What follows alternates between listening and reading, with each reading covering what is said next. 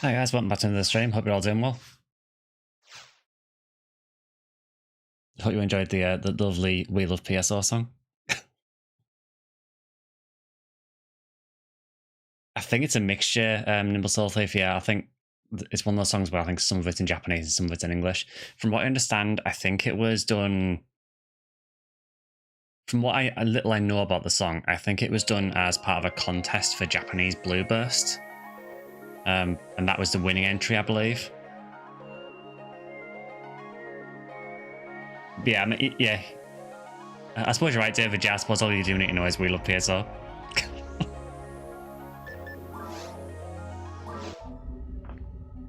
Hi, Miss. Good to see you.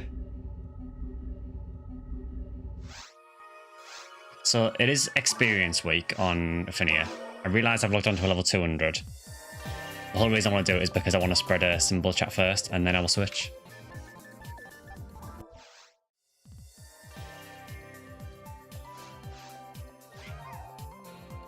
It's for 1 year of Blueburst, okay.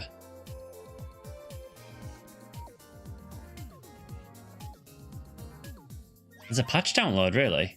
I think there was one maybe a couple of days ago, so it might be that one, maybe. My god, look at this. Kill Niath is in PSO. Can you believe it?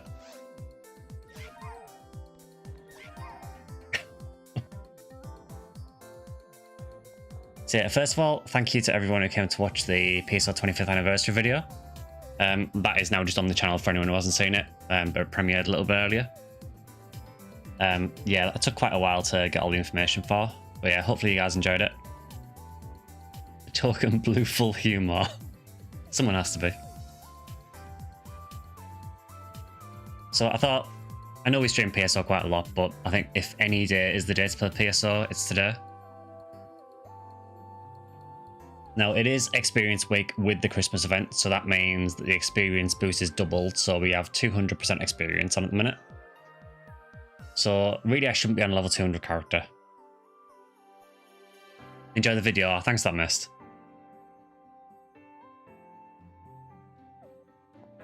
Yeah, some of the old footage for PSO is really, really good, especially the old trailer footage as well, which is clearly from like an alpha or beta version, with the grass assassins in forest, and the whole, you know, 6 billion player population.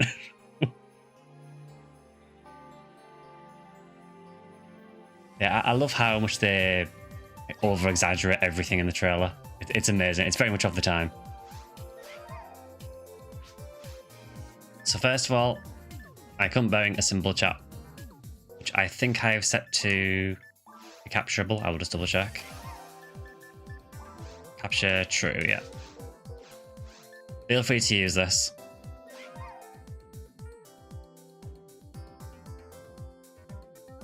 The triggers are supposed to do nothing, right? I can't remember. I think you can set them up, but yeah, it's a bit hit and miss with certain controllers. Been building up from scratch since October. Got 3 limiters during the event so far. Nice one. Yeah, this event is insane for getting limiters. I got 2 in the first stream I did. Love this video. Lost track of time to watch it at premiere. Heard about the guy paying for people's online subscriptions, but not the rest of what he did to keep the game alive. Yeah, we would not have had PSO, or maybe not even the Dreamcast, without Okawa. Do the emote once again. No worries.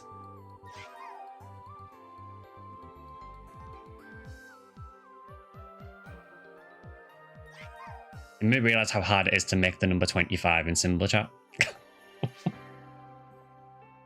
I have a team invite? Absolutely. If anyone else wants one, let me know as well. So what was your character name? Was it Katsy? Lucy? I remember you saying actually, yeah, you were going to use your Uniwell, yeah? I will send you that now. What have we got? We've got 33, yeah, so we've got loads of room. There you go. You should get a very English message pop up that makes no sense, but yeah. There we go. Now on the team. You're surprised to hear that the Dreamcast ended life so soon after PSO. I remember wanting to get a Dreamcast because I saw PSO advertised in the magazine. I was really surprised at that, honestly. I think what surprised me even more is the fact that version 2 released after the Dreamcast had been discontinued. It's kind of insane.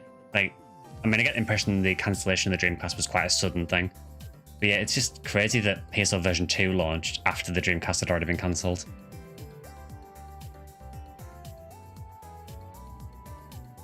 Saw the limited drops, was super jealous since I saw that before I found my own. So yeah, I think this week obviously is great for leveling characters, because the experience is stupid at the minute.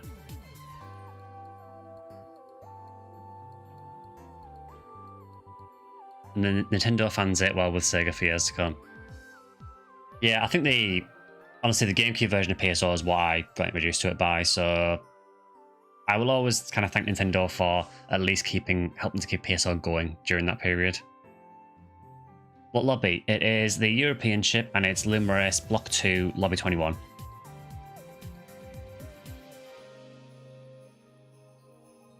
Yeah, unfortunately, I don't think the RBR for this week is very good. Lost Heat Sword, West Tower, and Sweep Up 13. I mean, Sweep Up 13 is decent. The rest are kind of trash. Being too sick to go hunting or leveling up, so I just enjoy watching other people play. Oh, sorry to hear that, Richard. Hope you get better soon. Hi, I'm Chris. It would be super interesting if the GameCube got PSO and PSU. It's weird for PSO because the GameCube version, so we got episode 1 and 2, we got episode 3. They did this really weird thing though, Sega, where around that time, it felt like they didn't know what they were doing with the franchise, because so episode 1 and 2 was obviously GameCube and Xbox. Then episode 1 and 2 Plus, I think it was only for GameCube and only in certain regions. Then episode 3 was only on GameCube, so Xbox players missed out on part of the story. It was really weird decisions. Maybe Nintendo influenced some of the decisions, I don't know, but also came from GameCube. It's been an adventure getting acclimated to the online experience. Online is quite different if you've only ever played offline, but yeah, for me, it's by far the best part of PSO.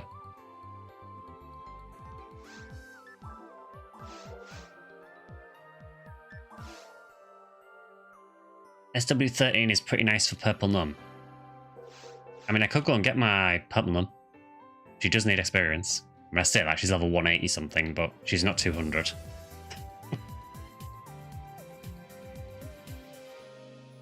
Yeah, it's just strange killing Ephinea. That I think the weirdest one for me is just the fact that Xbox never got episode 3. So they could never see the rest of the story.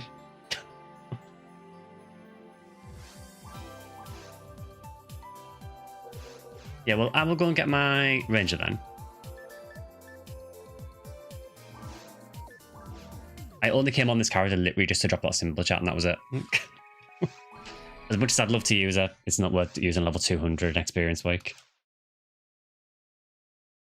Still goes on a bit to this day. Neverwinter Nights on PC has everything. On Switch, it has access to one persistent world, but other consoles got nothing, and half the consoles don't get the newer DLC. It's just giving a different experience to everyone, isn't it?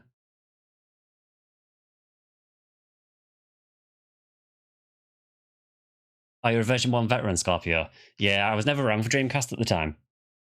I mentioned it in the premiere, but yeah, when Dreamcast was around, I didn't even know Phantasy Star existed then. So I was mainly a PlayStation player back then. It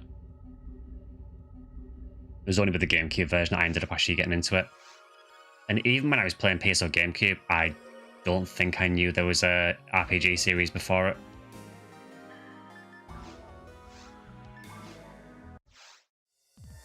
That's why I'm glad I have a PC handheld now. I don't have to buy things multiple times, yeah. I've kind of pulled out of the console side of things a bit because I just feel 99% of stuff on consoles you can get on PC anyway.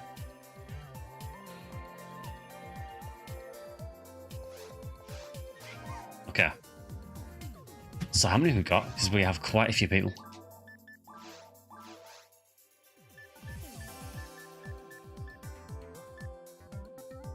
Yeah, so we've got about 9 people, okay.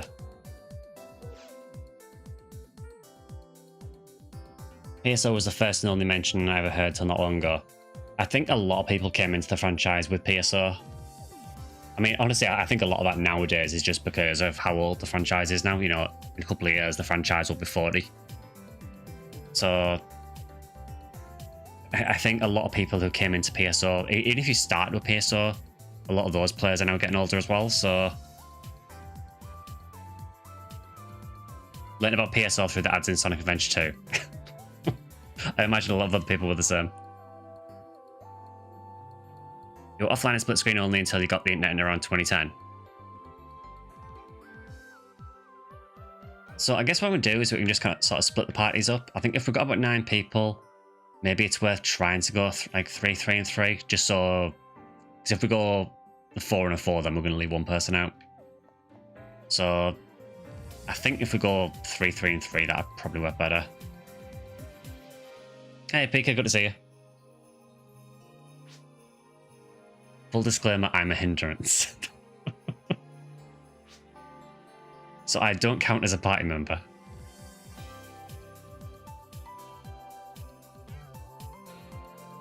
Felt old with the 25th anniversary announcement. Feel better, at least the franchise is older than I am just. Yeah, unfortunately I can't say that. I just hit 40 this year, so the franchise is a little bit younger than me.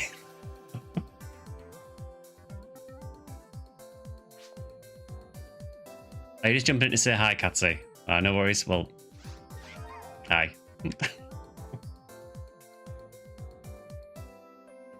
Well, what I'll do is, I don't know how I want to split the parties up, but I will make a...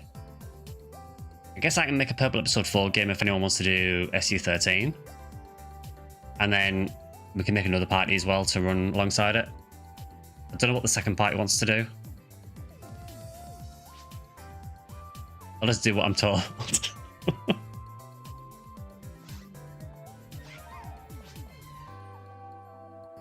You want the AS9K? I mean, I'd like an AS9K with hit. That would be nice. I've had a few drop, but just never any with decent percents. There isn't really a specific hunt today, Pika. We're just kind of hanging out and kind of celebrating PSO 25th anniversary. It's experience week as well, so, you know, the rare drops aren't great this week. Is anyone open to a V101 hunt? I would imagine people will still want to hunt V101. There's always a need for more V101s. But what I will do, I will make an Ep4 game, just so we can get started. Password, as usual, will be stream.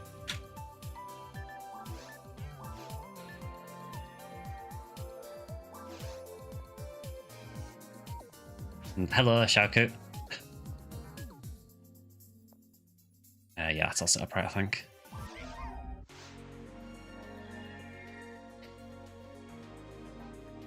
Yeah, so we'll start off with this. I'm not expecting much because it is experience week, so the drop rates will not be fantastic.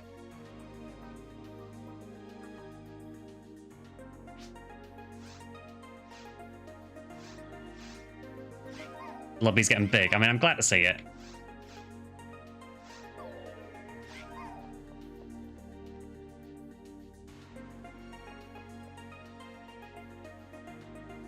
Yeah, so it was it SU13, I think? Just make sure. And what we'll do is we'll try and rotate the parties around as we normally do. Oh, Lucy's gone.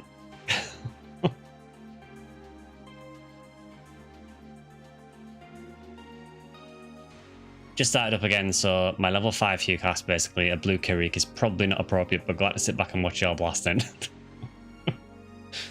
I mean, to be honest, you know, if you've got a level 5 Hugh cast, this is the week to level him. You know, 200% experience at the minute. Until next Sunday.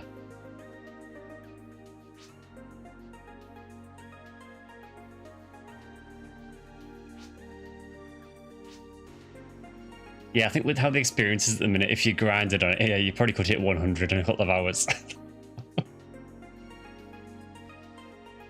Oh yeah, Shaku, Nimble Thief, nice to see you. Oh, the game just crashed on you. What do you do, Vector? I mean, you guys obviously make another game if you wanna hunt something, and then we'll just try and rotate members around as we go. I know you're probably used to Guild Wars now with, you know, the 6 to 8 player parties, but we're back in PSO now.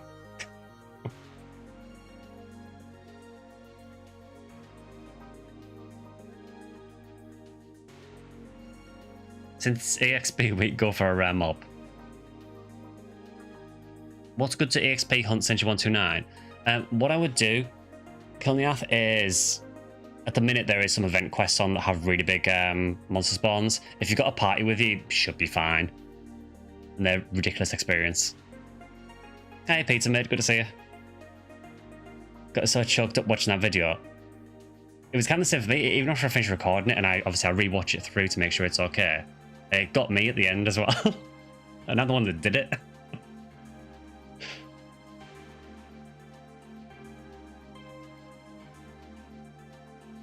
Do you know what the saddest thing is though? I still haven't seen any announcement from Sega on Twitter about the 25th anniversary. Famitsu magazine in Japan celebrated it. Nothing from Sega that I've seen yet. Which says a lot, really.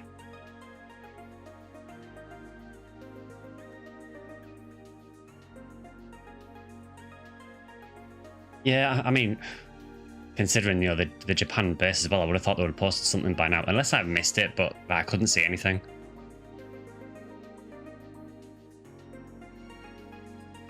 I did have a good moment earlier, though. I saw a post by one of the script writers for... Well, he was the scenario writer for Phantasy Star 4 and the quest writer for PSO.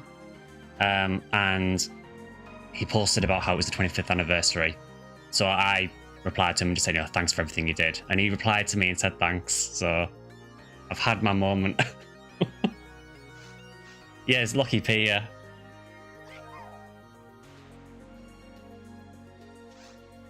Alright, we're back.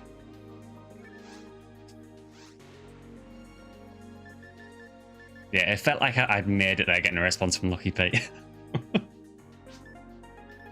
Oh no, Rose, let's see, it's fine.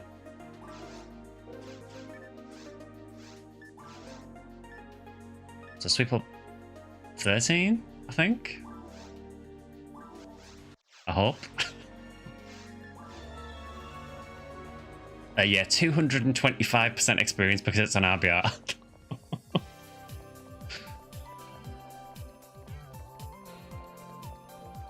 Yeah, it was just nice. I know it was literally just him saying thanks, but it was just nice that he took the time out to do it.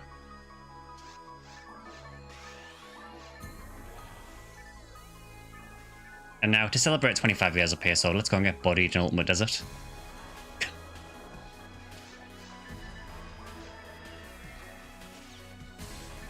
I've also realised we've got no force, so I guess I'm debuffing as well.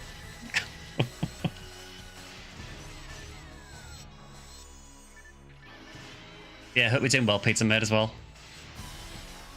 I did watch some of your Duck Upon stream. It went about as well as most Duck Upon streams I've seen.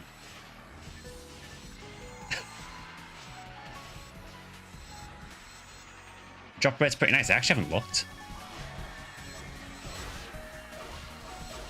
Yeah, every time I see someone stream that game, it just always devolves into disaster and everyone just turning on each other. I've never actually played it myself, but it does look hilarious though.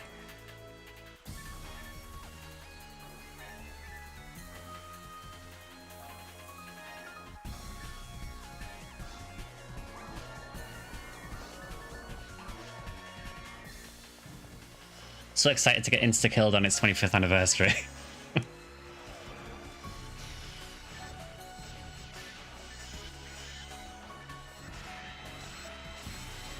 Yeah, 1976 for Yaz isn't bad. Yeah, pretty common enemy as well, so...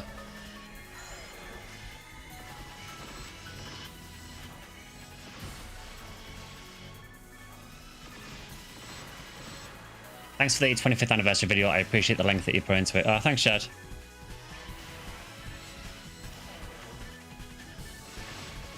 Yeah, I've been working on it on and off for a few months, just like whenever I get a chance, really.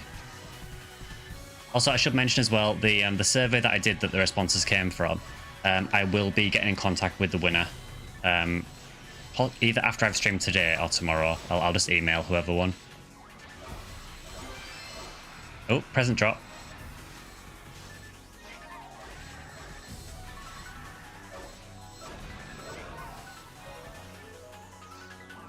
Alright, where is it?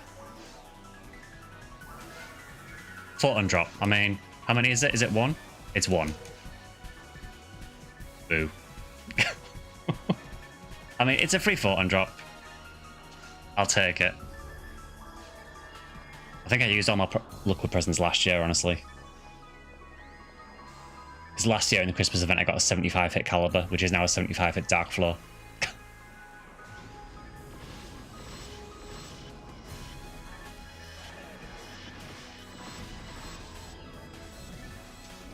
Yeah, I got really lucky. It was a banner as well. I think for this event, I've used all my luck anyway already. I mentioned it before, but yeah, first day of this event this year, I got a 40 hit spread needle and 2 limiters. I've had absolutely nothing since.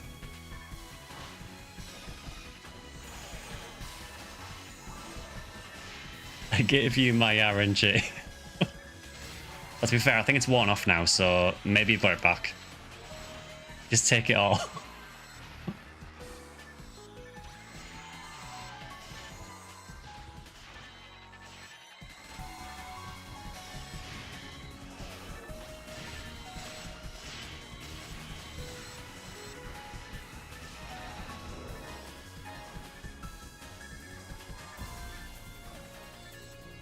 Yeah, I don't mind this quest. It seems to come up on RBR all the time.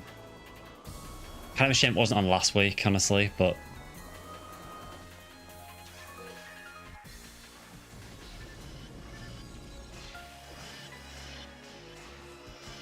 No, not Hell Needle, the other one. There we go.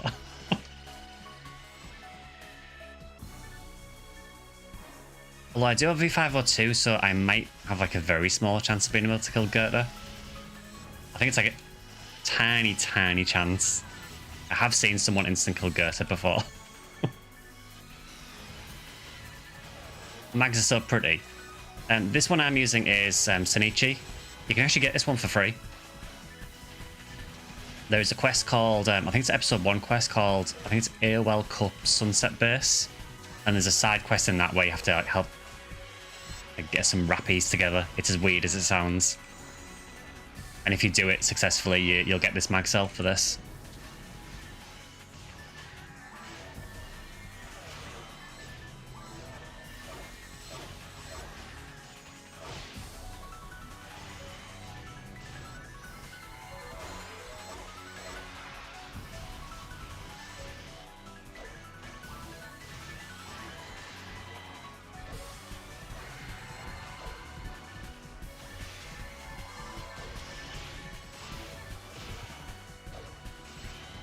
I love my Satos, but I'm also madly in love with the myself for some reason. Yeah, I generally default to Sato, particularly on GameCube. GameCube, I think most of my characters have Sato.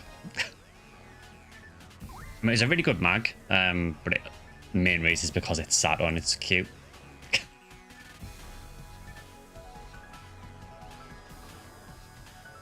I do have a few mag cells in my bank as well. I just need to decide who to use them on. So I think I've got 2 of the Heart of Devils, so I can make either 2 Devil Wing mags or a Devil Tail mag. And I've also got an Angel Wing one as well that I haven't used yet.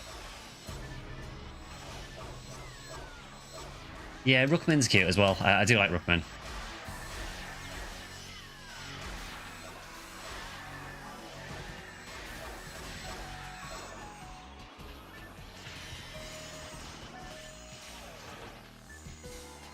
Unfortunately, because it's Ranger, I do also have to use the Fridge mag.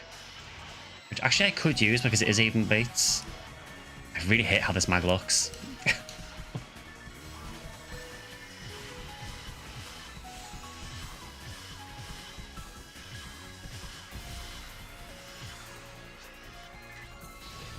Got to change out this too, yeah. All we need to do is just simply get a Heaven Punisher.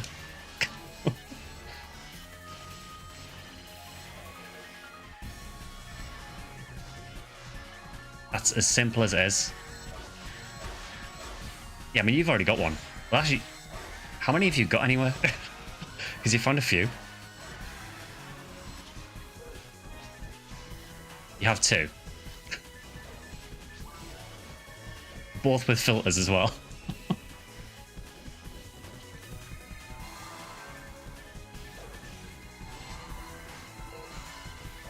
Oh, you gave one to Parkins. Ah, fair enough.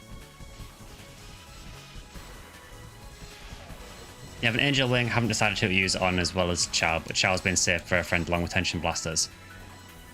I do wish the Chow Mag was better. It kind of sucks that the requirements are so awkward for it. I'm pretty sure that's the one where you need to have about 25 defense on it. But yeah, it's still a really cute mag though.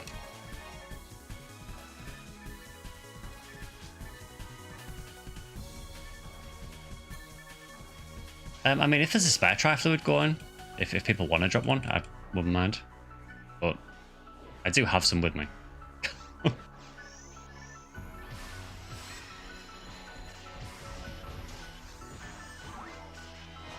Nice.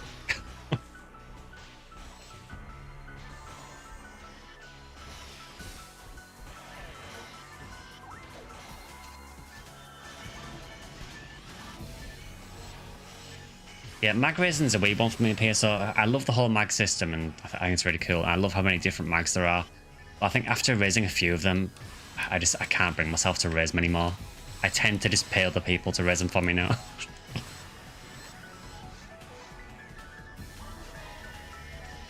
It just looks at how long it takes. And if I make a new character, I kind of want to use them straight away.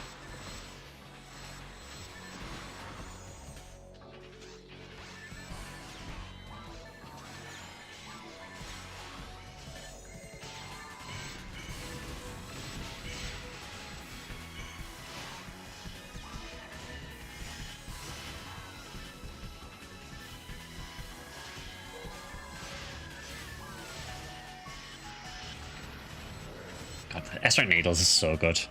If you're playing Ranger and don't have an ES needle yet, please consider getting one because they are amazing. The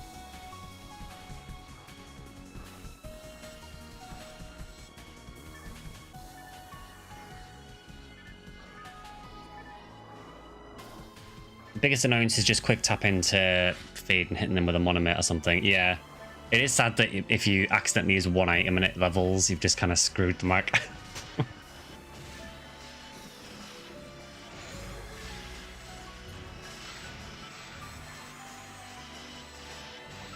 I have definitely done that before.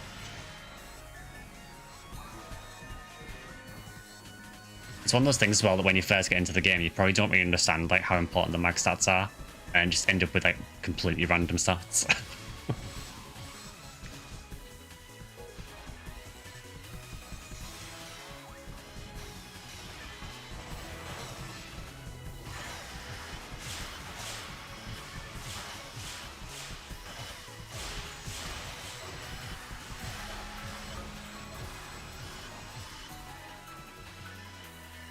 Yeah, it would be nice if there was like some kind of quality of life where you could like undo a mag level. I think they added that in some of the later Phantasy Star games. Yeah, no such luck in PSO. Just find another mag and make another one. I was gonna say, is there a mag reset command on Ephinea? I've never done it myself. I know obviously for the consoles you couldn't do it.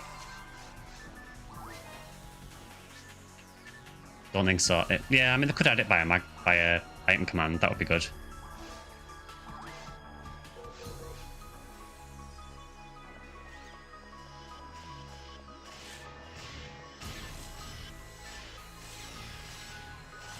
Yeah, I don't think there is, unfortunately.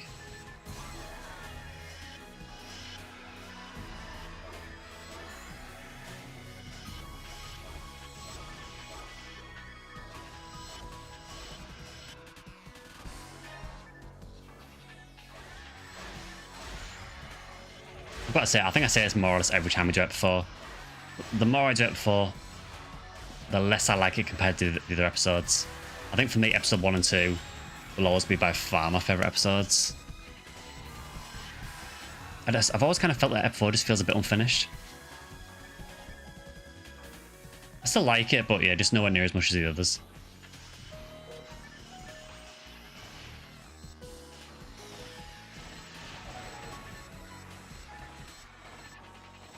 And what was that? Zalo 30? I think I've already got. Yeah, I've already got it. So if anyone else wants it.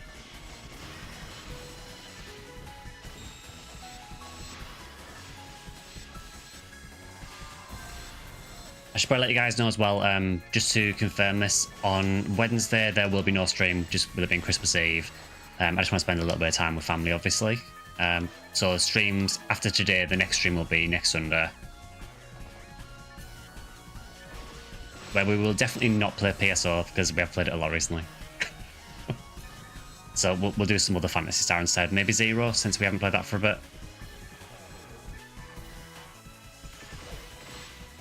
Or we could do PSU, because there is the PSU Christmas event on as well. You got a Dolph on Eclair in your run? They do exist.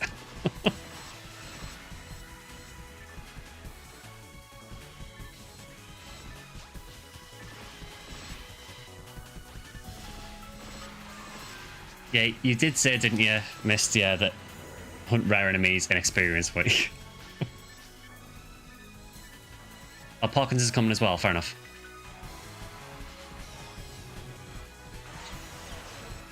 Yeah, if anyone who's watched for a little while, probably know, but we seem to have this weird thing with PSO where when we play during rare drop week, nothing drops.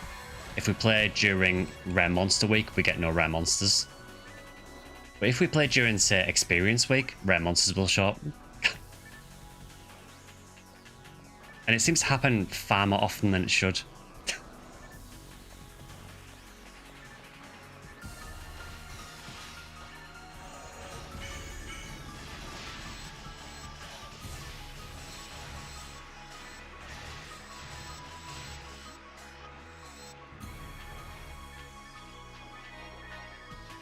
Tempted to get an Anthor and have a go of the Vex plus Proton translation layer to get PSO going. Should be powerful enough.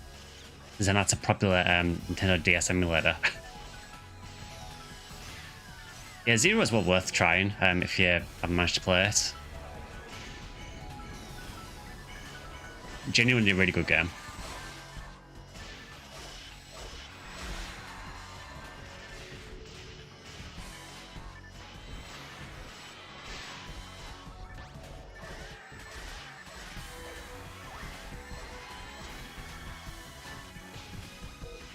Wow, he did not want to let me buff at all.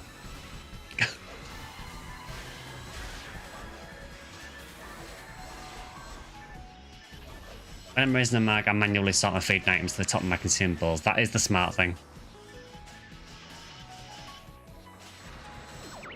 Oh, MA60 Vice. I'm not seeing a banner though, so I'm assuming it's not like 50 hit.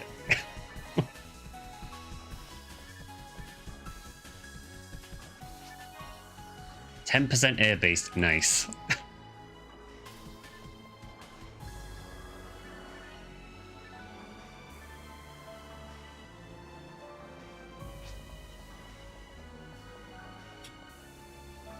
Yeah, I'm only at 35 because I switched mag to this ugly thing. Although I switched mag and then just stopped using Divine Punishment, so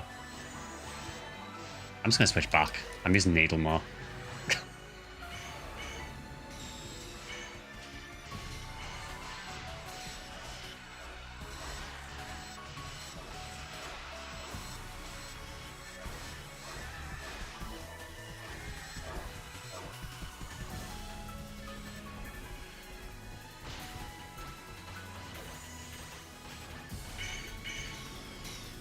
Yeah, I don't know how many first-time watchers we have, but if you are interested in checking out PSO, there are several private servers still running for the game.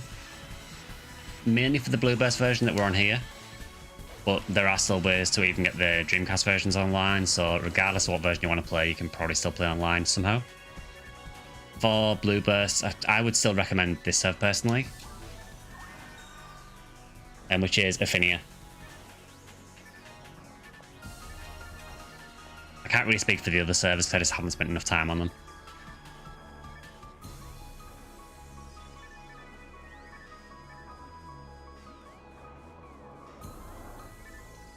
Oh, try fluids.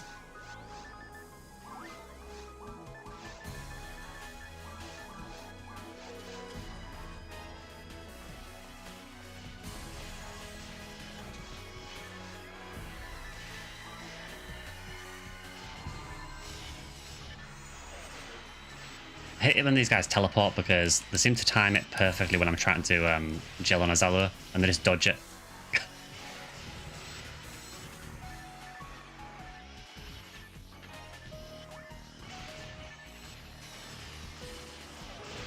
Do you use Steam to adjust controller settings? I don't use Steam personally, but I think you can use Steam input if you want to. For me, this controller I use just worked natively.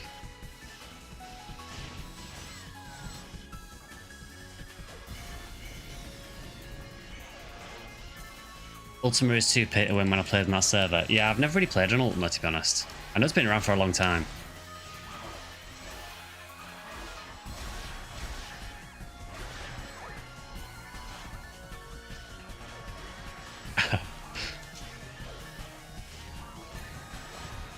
Steam input works great. Don't have an alternative since I play on Steam Deck. Fair enough. Yeah, I don't have Ephinea connected to Steam. For me, it's always worked fine on this controller. I have had issues with some other controllers, though.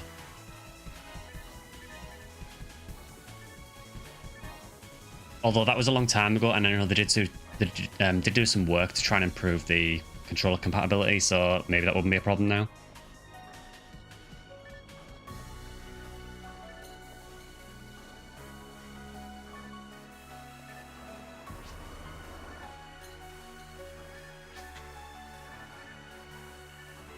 You got a lot better. Oh, cool.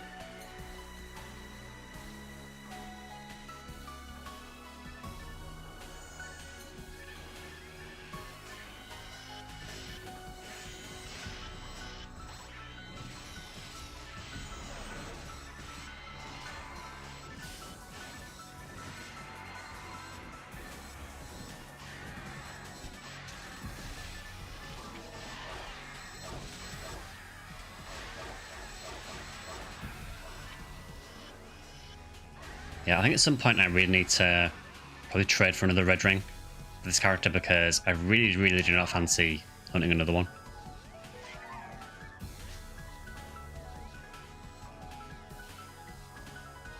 Need this about to get a 360 controller working on PSU.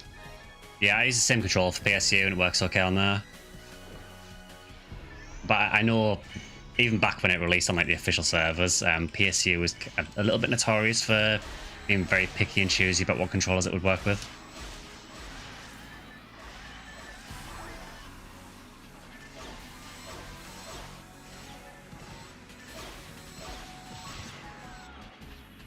You really forget how strong the rappies are here.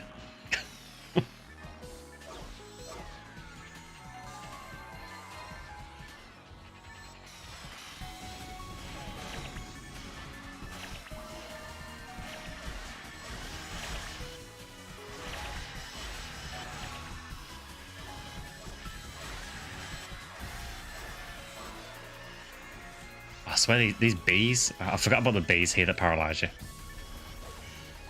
Let's go and sort those out.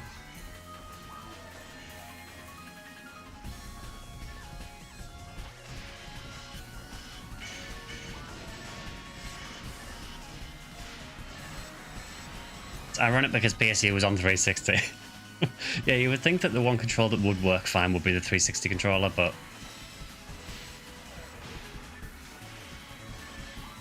you have to download a program that installs files in the game directory to make it work.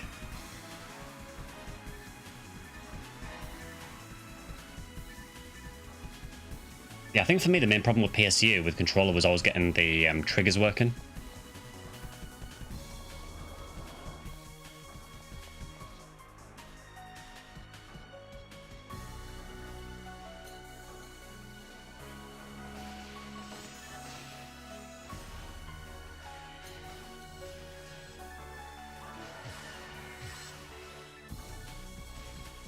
Oh, this guy drops a phone on Mesa. Phantasy Star 4 mentioned.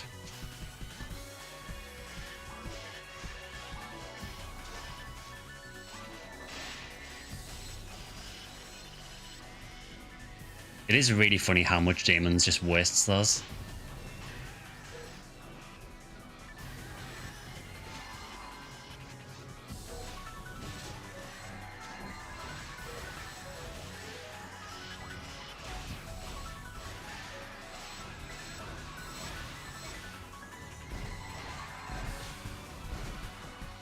It's annoying, but fine once it's started and the vibration even works. Oh, nice.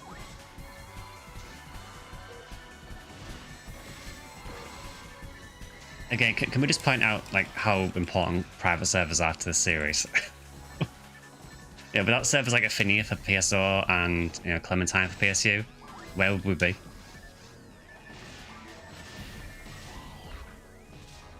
I used one fun Meza just because Demi's weapon. I don't even know if it's even that good in PSO, but yeah, I do have one already. It looks pretty cool, honestly. It's the same kind of weapon as things like Guilty Light, so it's like one of the over-shoulder launchers. Again, I didn't know it was a Phantasy Star 4 reference until I played it. And I saw it as one of the skills you could use. I was like, wait a minute.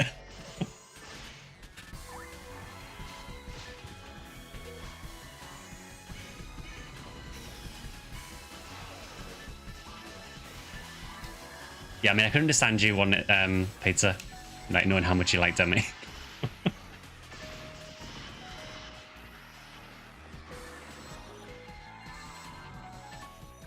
So I've been playing my Formal too much recently, and I really miss her rest range.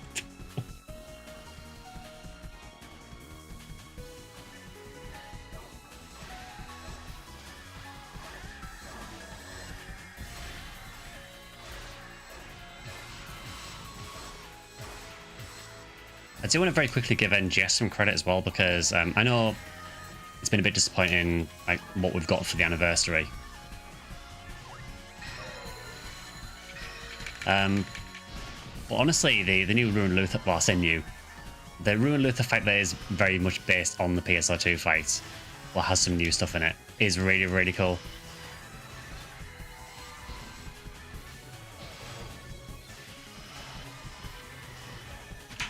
Unfortunately, I haven't found any of the 14 stars yet, which are all the old PSO weapons.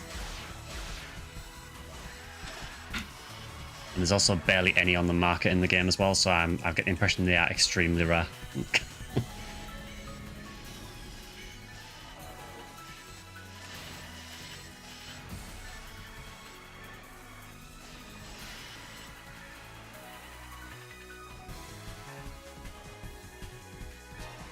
Yeah, the fight itself is really, really good fun. I think Darthal's Luther was always one of my favourite fights in PSO2. It was just a really well done fight. And the NGS version is really, really good. They've actually improved the fight even more. Yeah, Jesse, it's so I don't know if you're familiar with it, but it's a new urgent quest, like limited time urgent quest in NGS. It's called Ruined Luther, and it's basically the Dark Force Luther fight from PSO2, but he does a load of new stuff as well.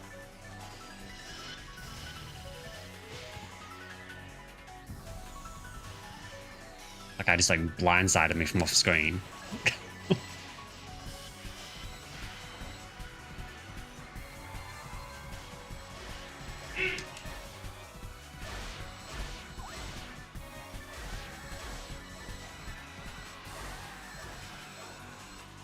We're able to grab the Lavis Cannon and Spread Needle camos. I don't have the Spread Needle one yet. I do have the Lavis Cannon one, but I didn't pull it. I did the scratch enough times, because it's just like a SG scratch anywhere. And I didn't get Lavis, but I pulled on it enough so that I got like the pity ticket, and I just used the pity ticket to get Lavis. So yeah, I do have it. It is kind of weird in NGS, the Lavis camo, because it looks, to me, it looks far too big. It looks massive.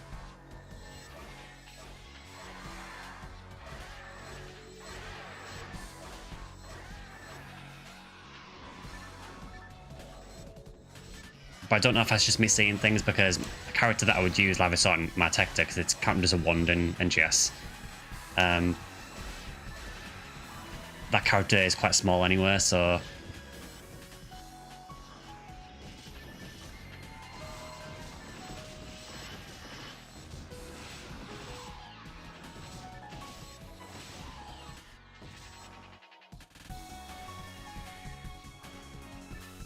I like how there's just one lone Rappy sat over there. This quest is Sweep Up Operation 13. So it's one of the regular extermination quests. It's on the Raggle Boost Road at the moment. So there's extra rare drop boost on this quest at the minute. It's generally a pretty good quest for hunting in desert.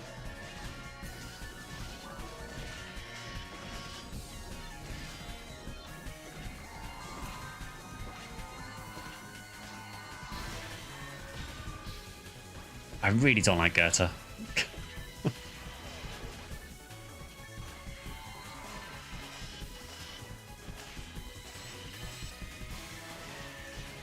Easily one of the most annoying enemies in the game.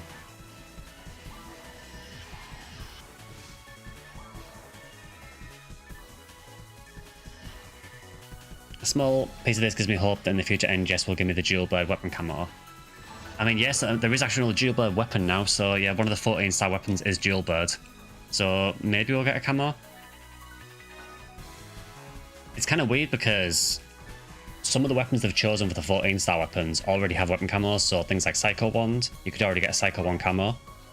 But now there's an actual Psycho Wand weapon as well. Then some of them are brand new. I am very glad to see that they use Sanguinasha for the dual blades. I need those.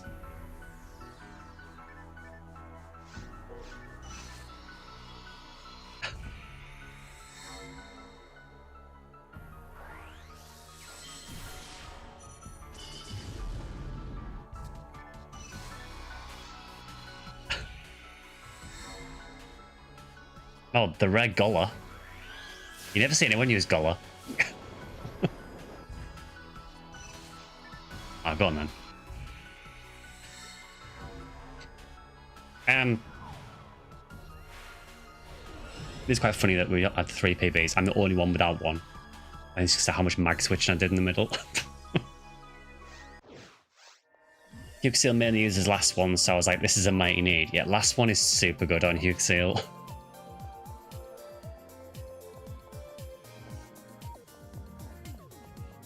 It's really weird, but yeah, with the Raggle memory tickets, Pizza. They used to give them out, not commonly, but it was like every so often they would give them out, usually for like keywords. I can't remember the last time they gave any out. So you've basically got a shop in PSO2 base that you trade the Raggle memories at, and they haven't given any out for as long as I can remember. It would be nice if they would give some out. One thing I'm really surprised about is the fact that they didn't do like a PSO outfit scratch for NGS. I kind of figured that was a given. You know, just outfits of the PSO characters. Even if it's just like Rico and Flowen's outfits. I'm amazed they didn't do that. Especially when they were saying it was a Sega game collab we were getting. I was convinced it was PSO. But it ended up being like a summer bikini scratch for PSO2 ES. I mean, of course it is, because ES, you know, gets constant collabs with NGS. I've lost count how many times we've had Jean outfits from ES.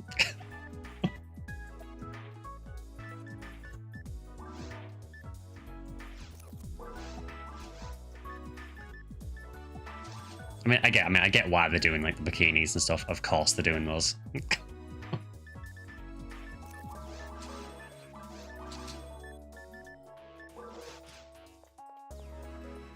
I have Rico's earrings on my gym, but didn't manage to grab a second to unlock across all characters. Luckily, I have Red Ring Rico unlocked across all my characters and the Section ID stickers. I've got some of the Section ID stickers, yeah. I've got the important ones anyway.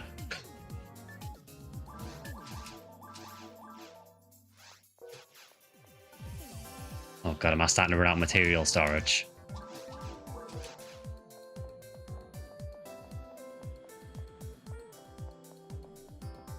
I can't actually remember if I've got Purple Num in game.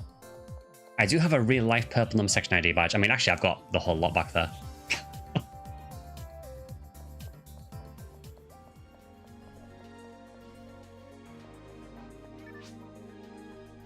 Sort of treated the 25th anniversary as a general PSO anniversary rather than PSO being the focus. And I think I kind of dislike this as a little, but they did a good job still. Yeah, I think what they did was fine. As I said in the premiere, it was kind of done as a Phantasy Star Online series anniversary rather than just PSO, the game. Which is why, you know, that's why the collab boss is a PSO2 boss, because PSO2 is still the Phantasy Star Online series.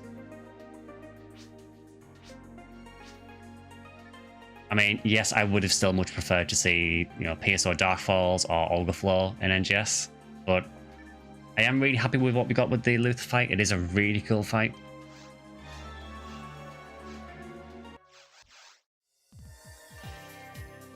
You want a Humor Bikini, Scorpio? Well, I'm glad someone does. Had nothing but good things about the fight. It is so good. And if you've done even if you've done the PSO2 version, the end of the fight is totally different. They actually added a brand like entirely new phase to the fight, which has a lot of callbacks. Yeah, thanks for that, David. It wasn't too rough, and at Ultimate Desert's not the nicest place to go.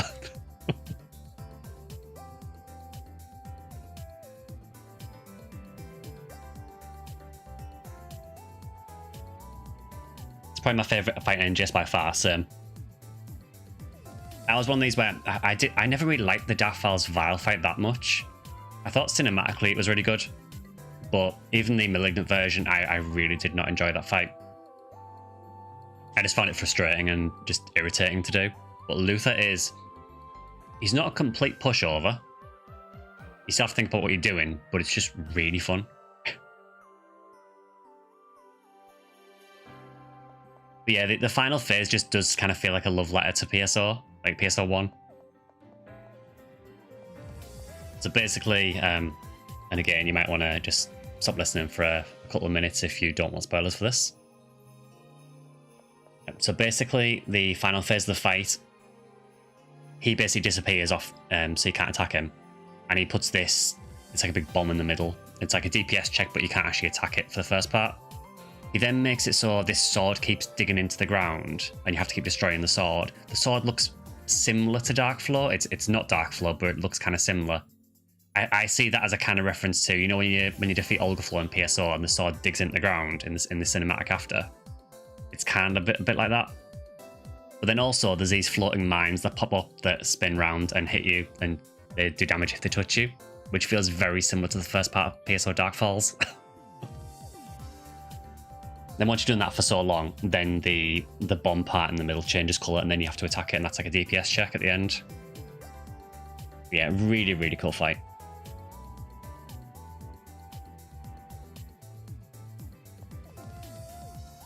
And I said the weapons are cool as well. The only criticism I have of the weapons, well, I have a couple. First of all is the fact that they don't really do the special stuff they did in PSO. So, you know, Heaven Striker, as far as I know, doesn't do Divine Punishment. You know, Darkflow doesn't do the big sword NG wave. You know, they just do more damage the more PP you have, I think it is. Which is a bit unfortunate, but it's kind of par for the course with NGS. The most disappointing thing is whoever translated the names.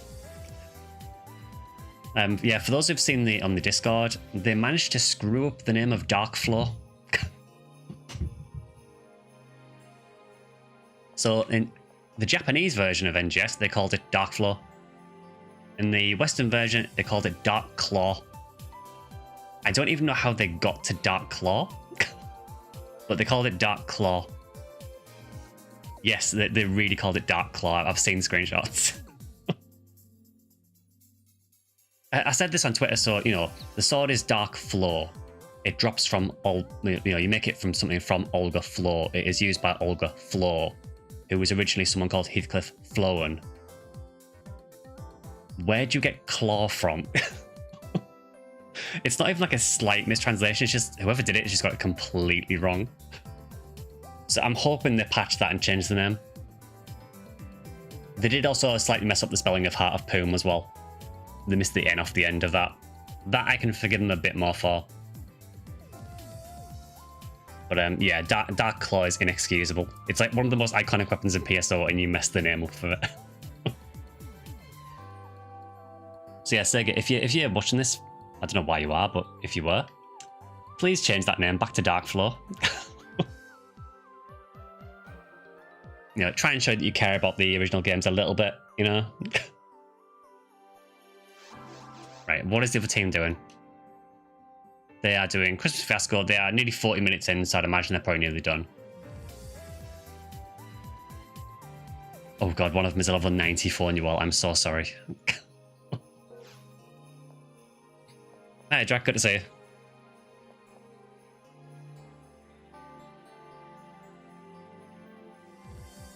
My theory is that the weapon after Dark Claw in the list is Naze Claw, and I think somewhere in the data they messed up and put Claw twice. That's a really good point, actually. Yeah, it is the next weapon, isn't it? Yeah. I mean, it is really funny that they couldn't even get the name of Darkflow right, but it is kind of sad.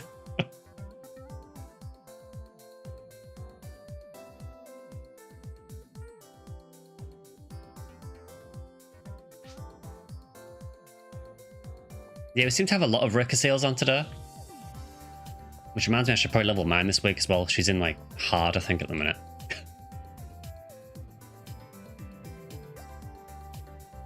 So yeah, I'm going to assume that the other team is near, like, getting towards the end because they are 40 minutes in. So yeah, so once they're back, we'll get another game going.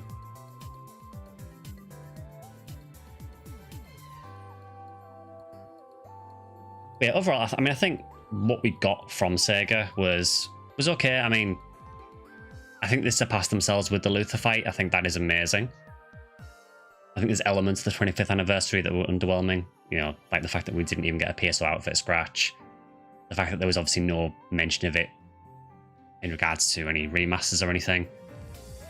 I didn't really expect it, but it would have been nice. Somewhat glad you switched from black to red for Christmas.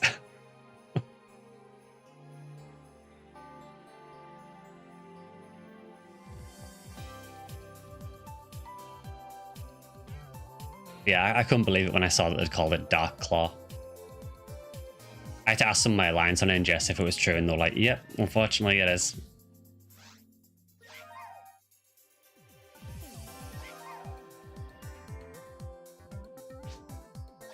Yeah, Drac, it's like we just said in chat, so in the weapon list, the next one in the list is Nair's Claw. So it does kind of sound like maybe they've just accidentally put Claw in twice.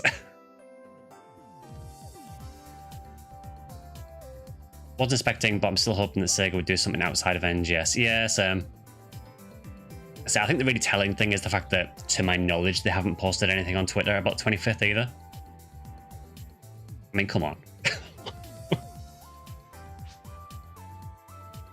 Also, on the subject of anniversaries as well, I do also want to say yesterday was the 38th anniversary of the Phantasy Star franchise, so happy anniversary to Phantasy Star 1 as well.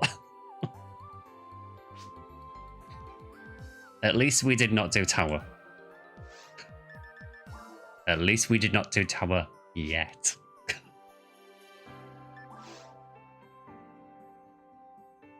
I mean, I don't know if we even do Tower in these quests. I think maybe one of the F2 quests has it. And it's December, it's just Phantasy Star month. Yeah, because it was Phantasy Star 4's anniversary a few days ago as well, wasn't it?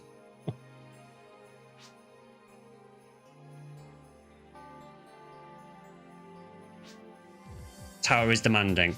Yeah, it depends on what your build's like. I think Ranger can kind of demolish it. I mean, to be fair, Ranger kind of demolishes everything in the game for the most part. Oh.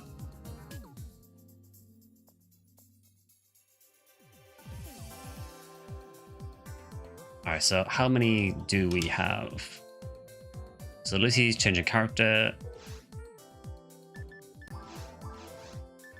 I mean, we've got enough for at least 2 parties. So what, since we have a ton of Rangers, I might switch to another character just so we've got some options.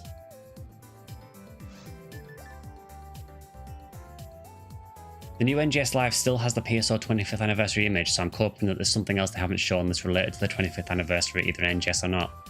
Oh, really? So he's saying there's still hope.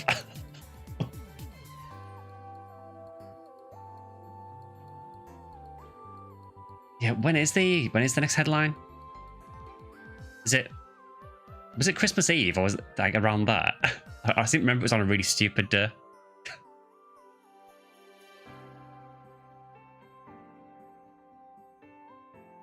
The 23rd, okay. Oh, fingers crossed. I'm not expecting anything, but yeah, maybe we'll get a Christmas miracle.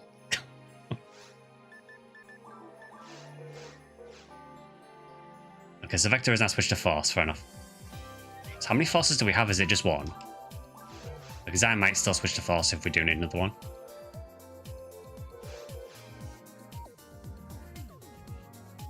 Yeah, I'll go get my funny well.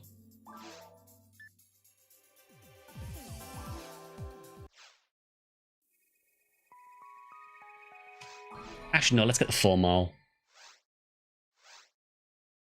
Roadmap is the biggest thing on the headline. I am interested to see what's going to be on the roadmap. I mean, I know that this coming year is meant to be the, like, it's a 5th anniversary of NGS, isn't it? So I know they're celebrating that basically all year. Expectations are 0, but the image of being the 25th logo has the whole team off the charts, I won't lie.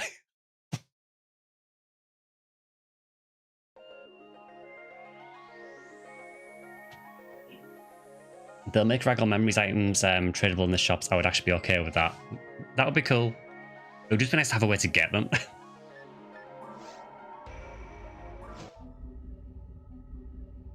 Alright, it's Angry Phony Wall time.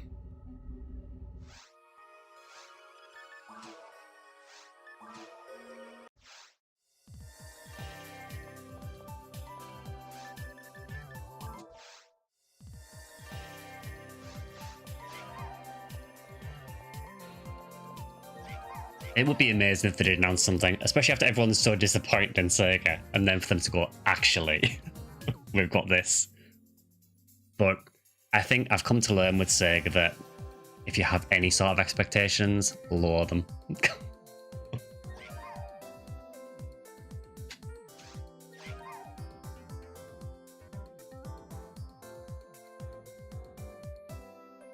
Hughcast had his character boned.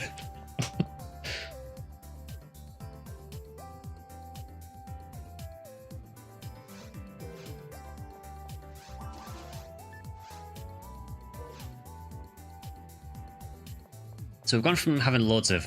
Also, I said I was using my formal and then just logged out my phony well anyway. Sure, we'll use phony well.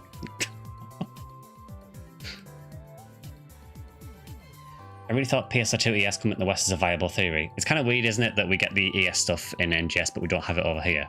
I mean, I know it's because obviously we get the same stuff as Japan for the most part anyway. But yeah, it is strange. I never really played much ES. I basically used to use PSO2 ES as a way to buy Arts Cash on the Japanese server. That was it. I like that I said that just as Killian said it wasn't just used for Arts Cash. It was for me.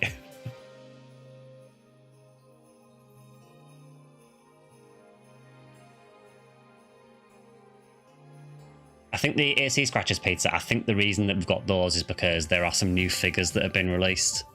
Of Jean and Annette. So I think it's the time with those.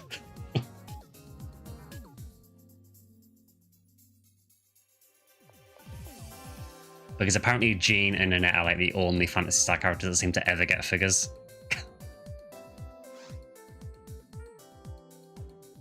Thank you, whoever left the look map behind. Well, unless someone dropped it, it dropped for you.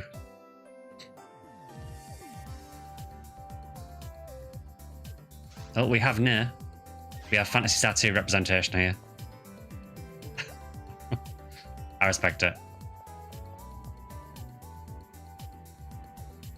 Did you get the Hydra I sent? I did. I mean, it's literally this minute, Vector.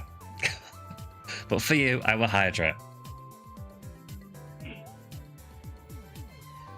One more. Fine.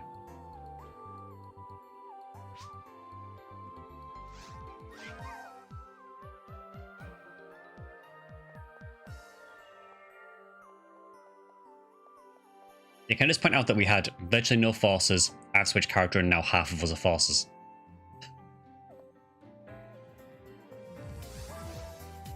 Alright, so next. I mean, first of all, is there anything that anyone is actually after? I know someone mentioned V101.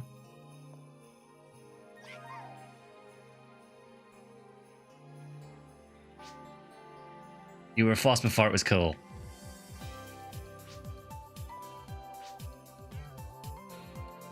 We are not really after anything.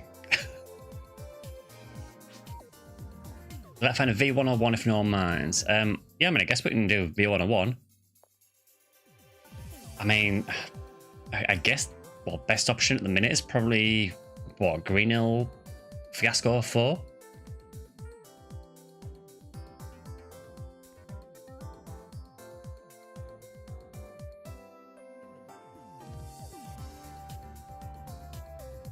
And we could also do Fiasco 1 on something like Yellow or Oran, but it'll take a little bit to get to mines.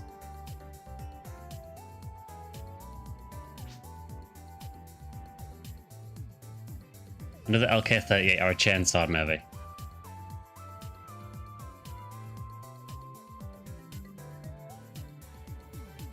Well, does anyone have a green hill at the minute? I know Mist has one, but I know he's level 200.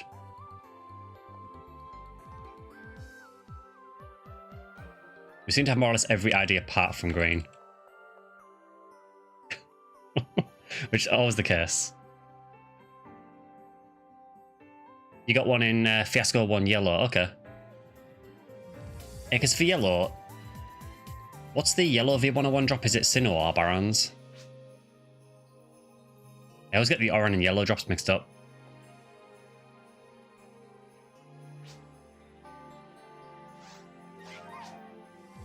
It's Barons, okay. Yeah, I suppose that quest is probably really good for it then, because there are a lot of Barons.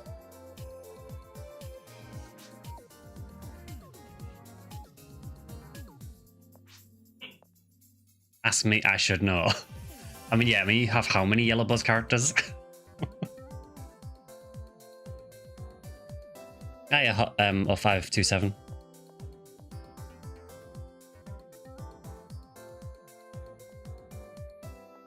Yeah, well, I guess we could do... What, do you want to do like Yellow Buzz Fiasco Ep 1 then?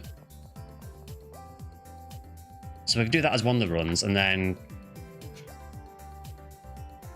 I guess you could do Yellow Buzz Fiasco Ep 1 for V101. We are playing some PSO today. It's the 25th anniversary of PSO, so...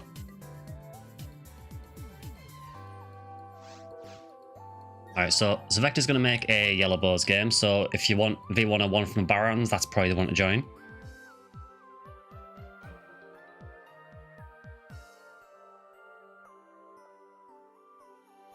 And then for the second run...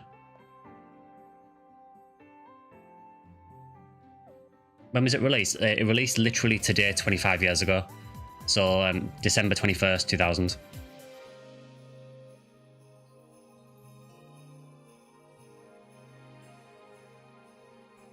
So yeah, it's the exact 25th anniversary today. They got 2 forces might need to cast. Yeah, go for it.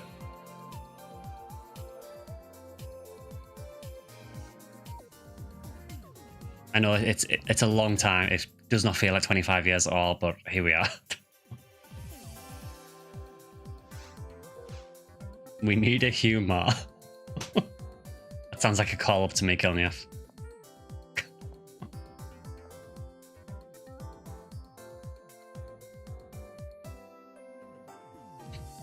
Oh, you played it in 2001? Oh, nice. Yeah, I didn't start until 2003 on the GameCube.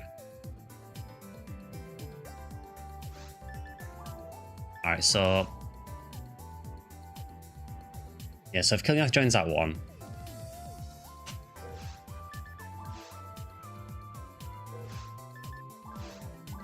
So now we have 1, 2, 3, 4, 5, 6. So I guess we could split into 2 3s. GameCube, you're a poser. I mean, I've still been here for 22 years.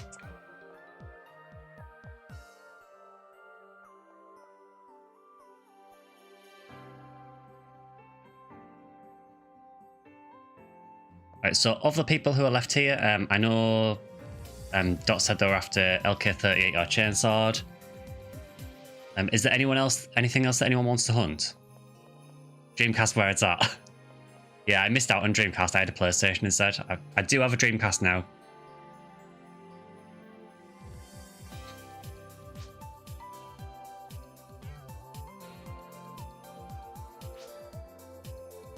Happy to help Dot, okay. So for LK38, we would need probably a Viridia. For Chainsword, obviously Skyly. Actually, I mean, we could do... I mean, we could do Skyly Fiasco 1.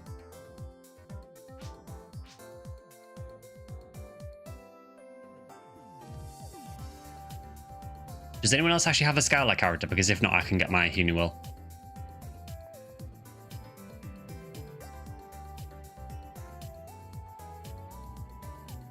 You've run out of shared bank space, yes. I really need to get rid of some stuff.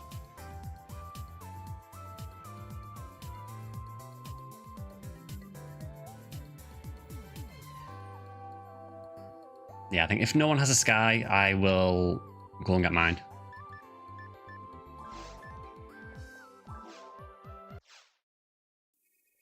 I know it's experience week, but I really don't mind helping people out. To be fair as well, I am off work from like Christmas Day until like the 5th of January, so I have plenty of time to grind this game.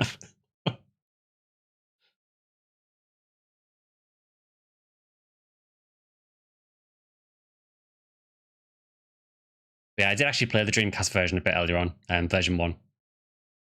I thought it was perfect day to play it.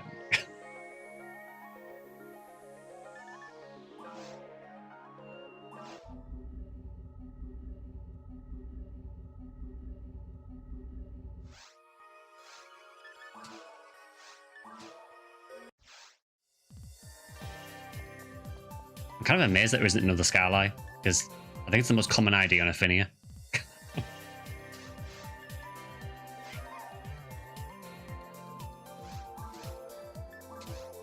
Right, I'll make a game, so feel free to join anyone. We'll do Skyly Fiasco 1. And again, password is stream.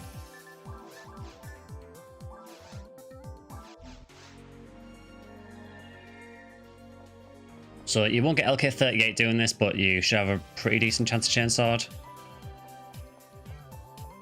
My other Lucy is but just swapped out. Ah, no worries.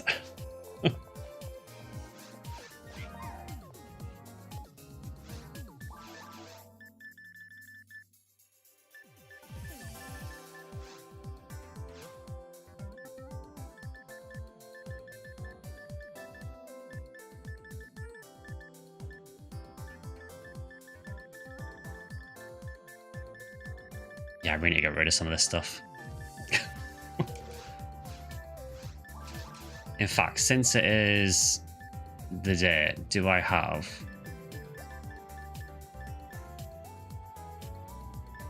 I have 2 heart-to-heart discs. I'm surprised I don't have more than that, but it feels like today's the day to play that.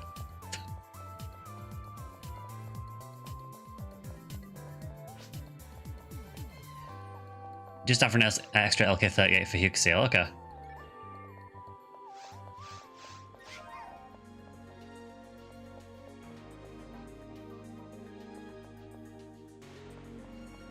That shows how similar our Ephinea rolls look.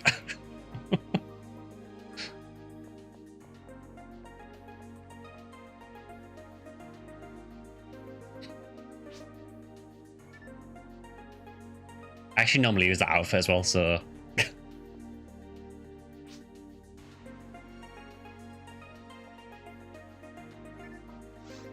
Alright, let's do Fiasco 1.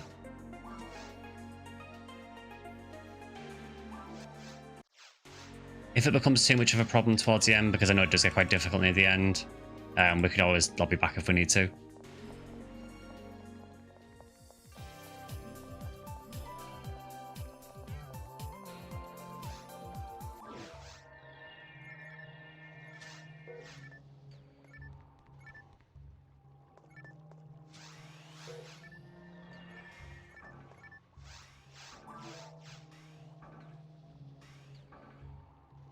This is awesome, by the way. Hi, Ray. Good to see you. I think someone needs to interact with the terminal.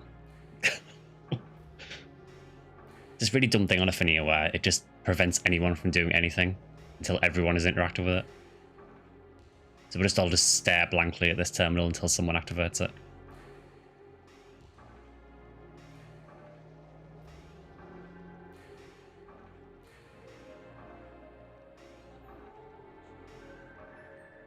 Yeah, good to see you, Ray. Hope you're doing okay. I might need to type this in chat, actually. Seems to happen with a few quests, this, so... Oh, there we go. We're free.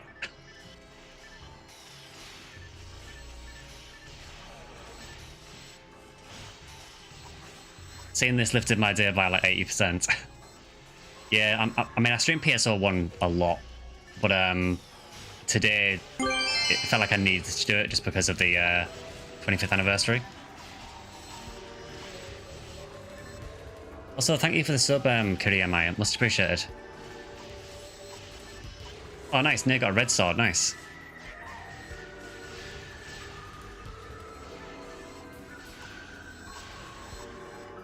Yes, Skyly Caves is amazing. It's so good.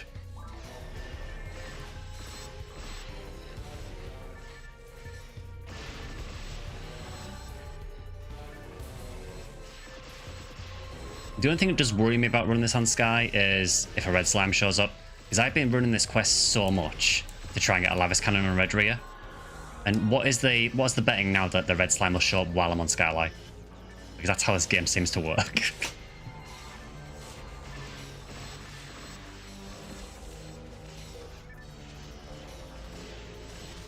That does not happen in Anguish mode, no.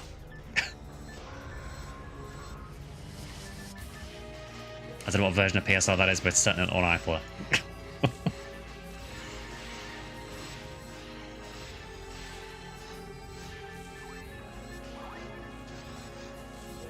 Really?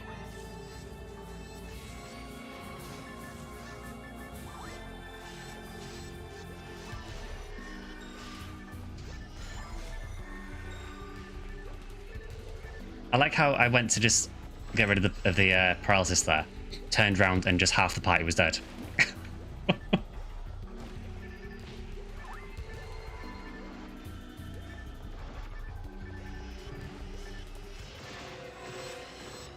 mean, that do be curves.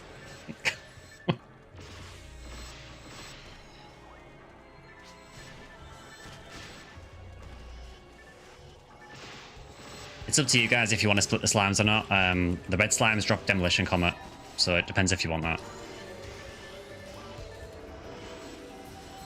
I personally don't care for it at all, so if you want Demo Comet, feel free to split them. If not, you can skip them.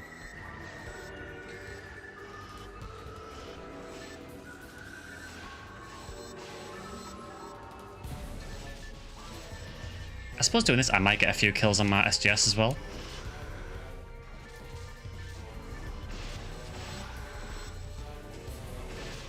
I mean, it's not going to be many, and it needs way more. I've barely touched this since I got it.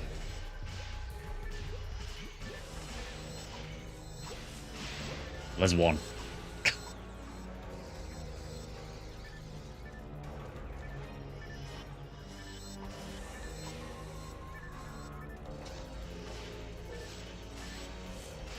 Yeah, Ray, I don't know if you're still here, but curious to see what you think if you are. What do you think of the Luther fighting in Jess? You enjoying it? Do you get paid for streaming? If you mean in the context of, like, does a company pay me? The only payments I get is if people subscribe or if they donate. I'm not, like, sponsored by anyone, so...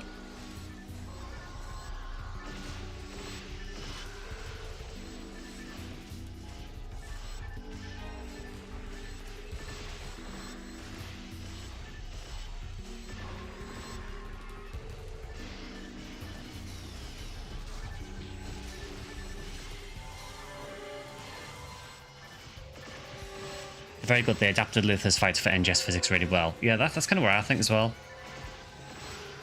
For me as well, I mentioned this a bit earlier, but as a PSO 1 player, I absolutely love the callbacks in the final phase. Oh, I really might need to bring a Q paralysis for this because this is getting annoying. Really?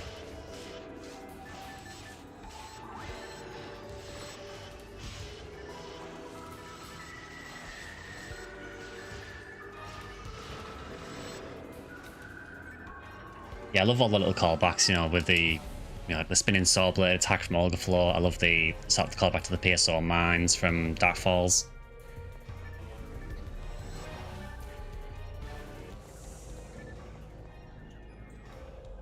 How much do you think that someone needs to spend on NGS to get a comfortable experience? What, in terms of real money? I genuinely think you can play NGS without spending a penny really. Most of the expenditure that I do on NGS is for like scratches. Like if I want some of the outfits and I don't want to pay the market price for them. Generally, it's a pretty generous game, to be honest, for free to play. Juza has reached level 200. Isn't Juza a boss from Phantasy Star 4? Isn't he like Zio's right-hand man?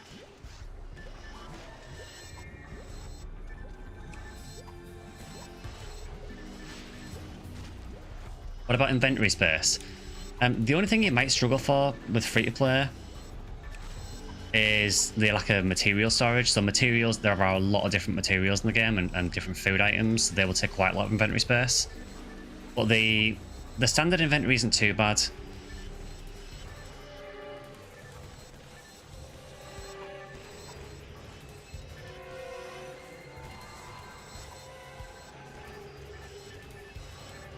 Juice was a follower of Zio in 4. Yeah, I seem to remember, I think he was the one that used... I think he uses Force Flash on you before you fight Zio. I think he's in Zio's fort before you fight Zio for the first time.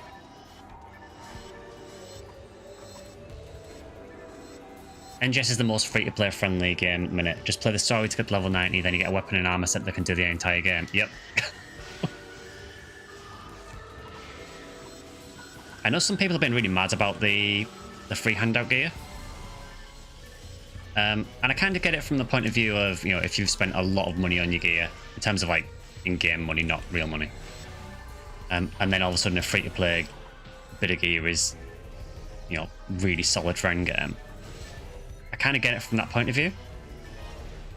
But I think for someone who, if you play more casually, having that gear to just like jump into so you can actually do the current content is really good.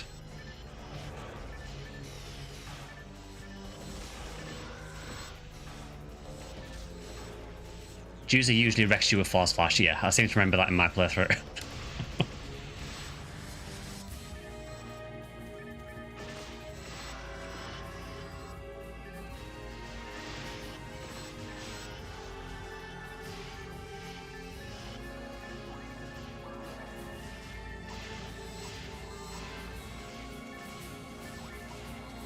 If my PC could handle NGS, I'd appreciate a free-to-play gear. And I think it's a good idea for the most part.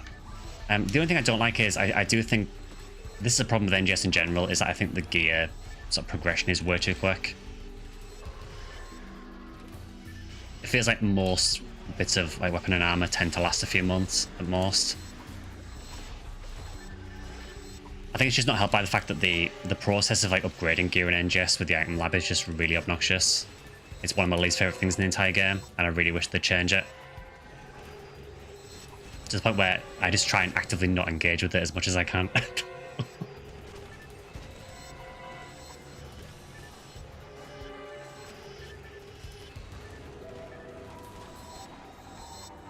Hey, Bowen, good to see you.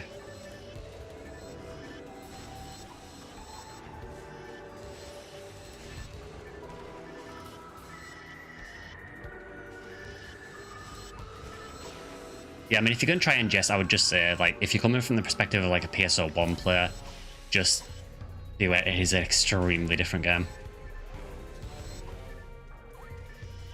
For better and for worse, you know. Oh, I don't like this spawn.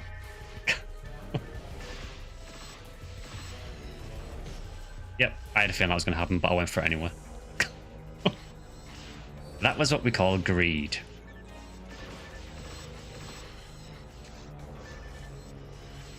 And the consequences of my own actions. I mean, at least I'm not paralyzed anymore.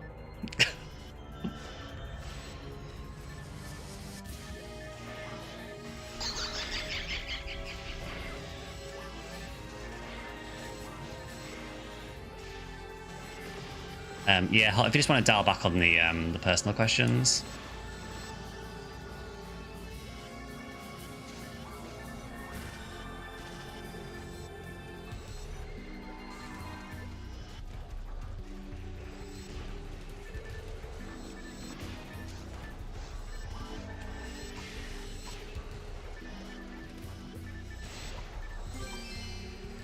I got excited there because it was a slime drop and I'm so used to running this on red, where it's a guard wave, but no, that is a Dragon Slayer, because of course it is.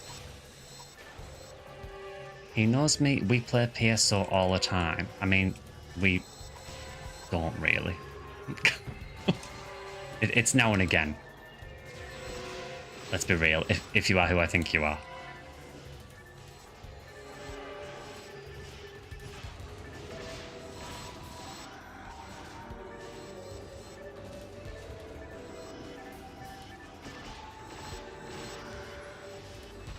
Yeah, that Dragon Slayer I think can just stay on the ground. I'm so sick of saying them at this point.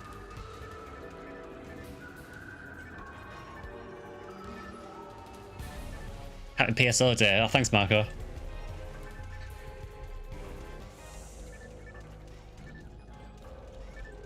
How have we done an entire room and not be one solid atomizer drop? Really?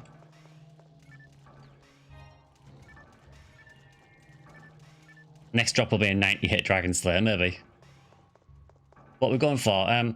So I think the main one for this is someone in this team wanted to try and get a chainsword. So Skyline CF1 seemed like a decent option for it.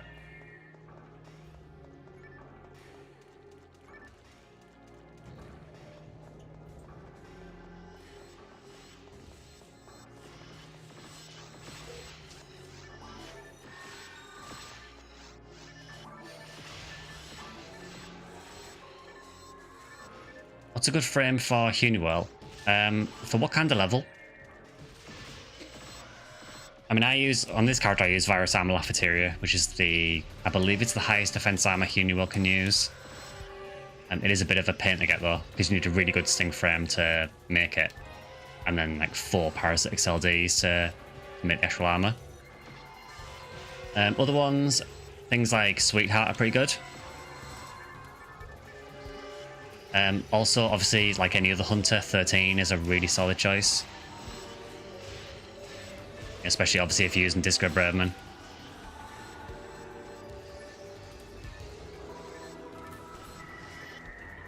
PSO being 25 makes me feel old as fuck. Yeah, Sam.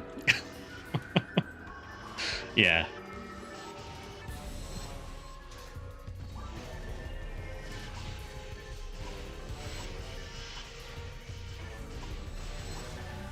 Should get a chainsaw one these days. It's a really good weapon, honestly.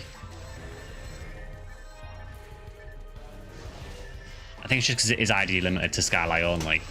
It does kind of limit how you can hunt it, but it's not even that bad of a drop to hunt, honestly. Hi, Kid Cool. Good to see you.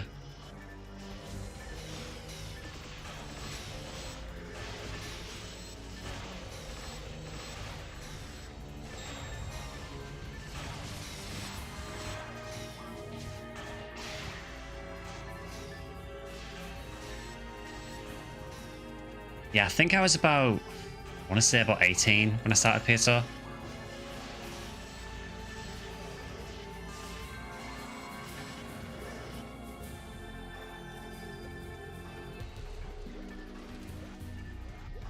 Because I think I was in university when I started playing, which is very scary.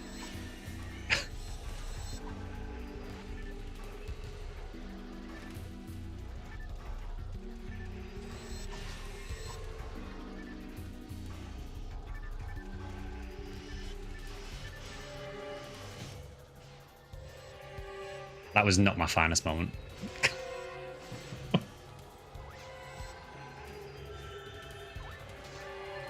So my excuse there is that I'm so used to run this in single player where they don't have as much range.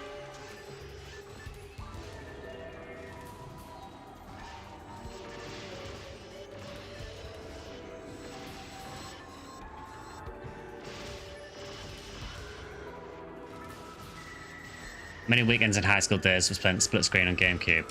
Yeah, I think when I started, because even when I started playing GameCube, I didn't play online straight away. For quite a while, I played mainly single player and offline split screen with my brother and a couple of friends. Then I would say after I had the game for maybe a couple of months, then I got the hunter's license to start playing online.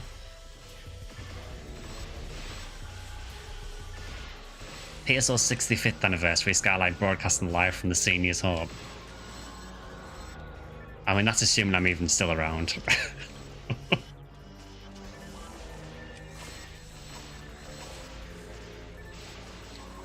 Yeah, it's about 1 in 1,000 for a chainsaw at the minute, so it's not horrible.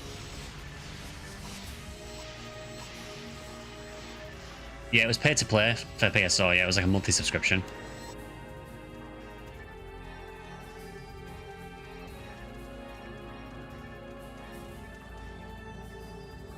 For Funny I'm planning Aura Field, Anti-Dark Ring, Adept, and Resist Devil to get 100 Dark Res. That's nice. I wouldn't worry too much about investing really heavily into Dark Resistance, because there are still things in the game that just do not care about your Dark Resistance. How much was it? I think on GameCube, in the UK at least, I want to say it was about £4 or £5 a month. I think. It's been a long time though.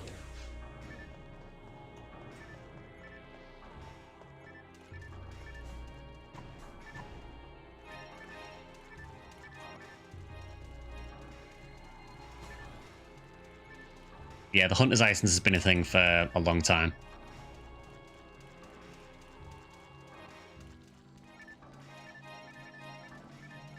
So I can't remember if the price went up later on as well.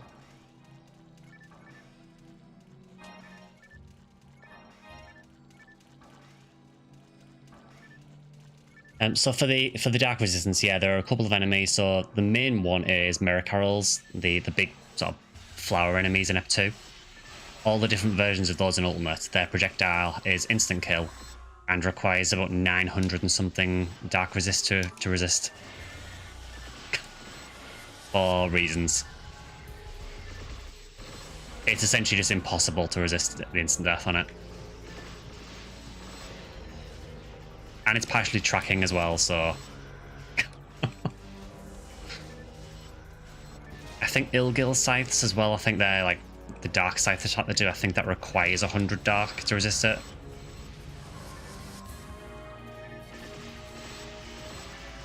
I mean, obviously, you know, even if you had, say, 90 Dark Resist, you would still have a chance to resist.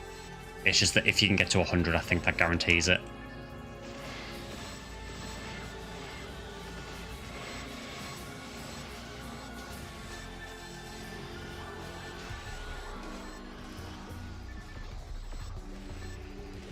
I remember version 1 was free and then version 2 we had to pay. Yeah, I can't remember for Dreamcast side. I know obviously on the Japanese side, a lot of them got like a year free. But I don't know how it was in the West.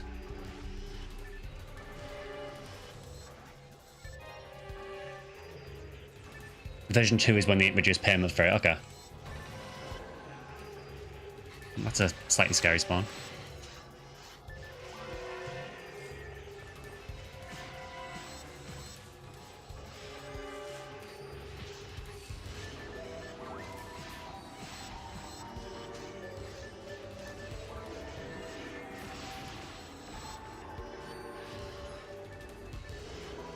Played Dreamcast in the UK, don't remember a Hunter's Fee.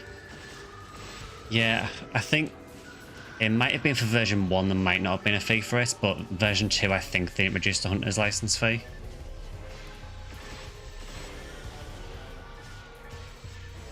Yeah, I know definitely for GameCube onwards there was definitely a fee on those, and same for Blue Burst.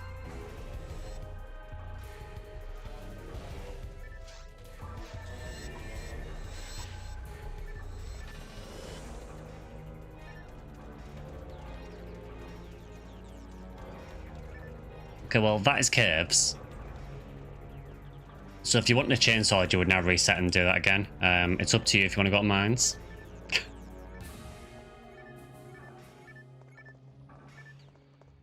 I will say that Skyline Mines is terrible for items. I mean, it has Syncester from Barons is at like 1 in 12,000. And I think Luminous Field from Sinner Reds, but that's about it.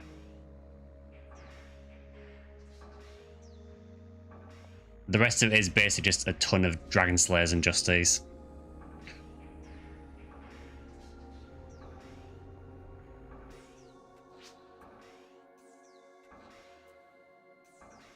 Good to keep going. Yeah, we can do a bit more then. Unfortunately, in this quest, you can't telepipe back, which is kind of annoying.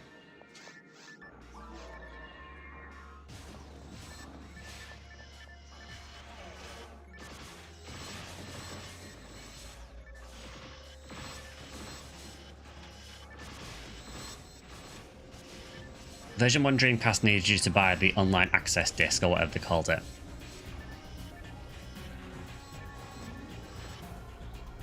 Yeah, because I think one of the versions of PSO that I've got has another disc in with it, which I think is for like online access.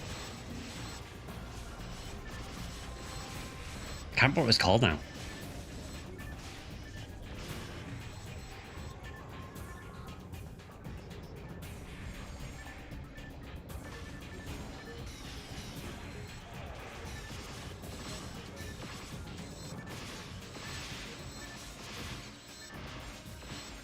So we're in an awkward spot with these signals because if I gel in them, they'll beat everyone else up. If I don't gel in them, they'll beat me up.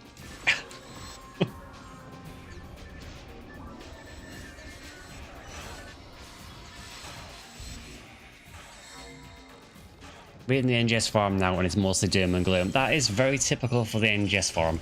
I would not pay too much attention to it. You will discover very, very quickly that the NGS community, there are some very vocal parts of it, let's say, in the nicest terms possible.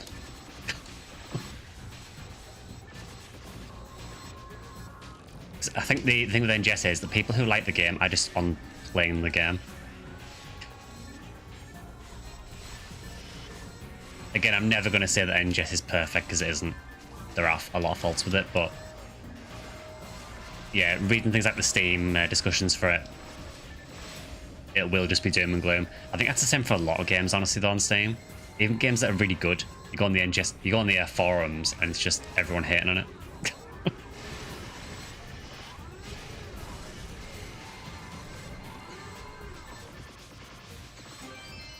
Oh, that sucks. That really sucks. That hurts. As a Sincester PD.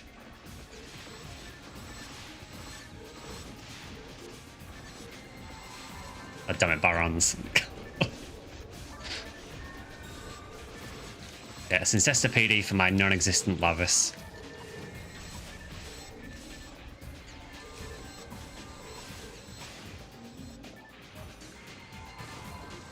It's not perfect, but it's also not as bad as people make it out to be, and the people that have fun with it don't say anything because they're busy playing the game. Exactly. But what it's worth with NGS as well, like, NGS has definitely had its very rough spots. I think it's a lot better now, though.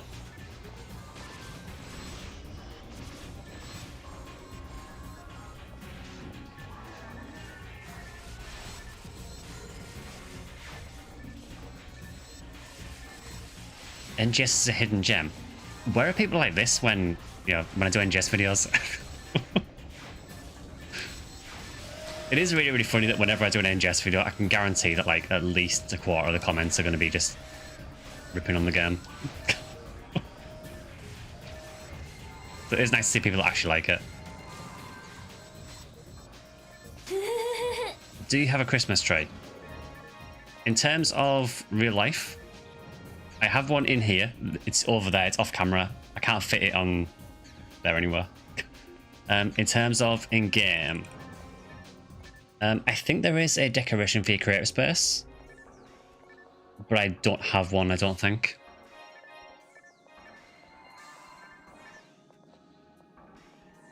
No doubt NGS will have its loving community that keeps it alive 25 years from now.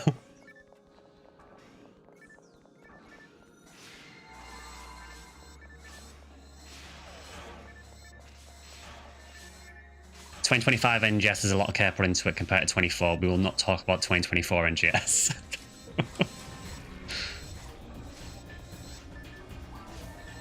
Yeah, I feel for the most part it's been an upward trajectory with NGS. Again, I feel like the launch of it was terrible. It was a really, really rough launch. But I think it has generally made improvements. There's been the odd dip here and there, but It is better than it used to be.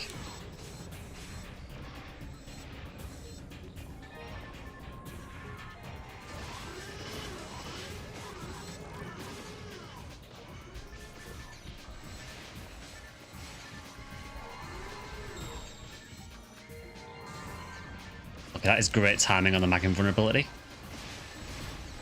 I'm very, very happy with that timing.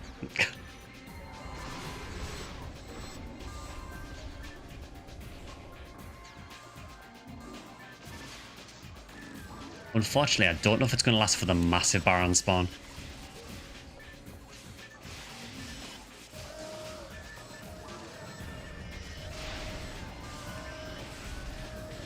Oh.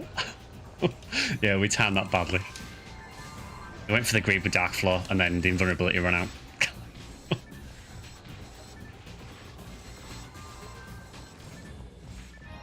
Sorry, Dark Claw, if we're going by NGS naming.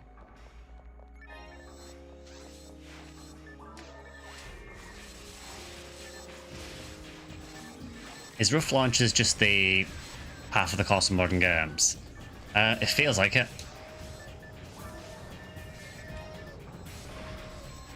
Okay, I don't know if we have any Monster Hunter players in chat, but for anyone who plays Monster Hunter Wilds, does anyone know if the new title update for it has actually improved anything in terms of performance?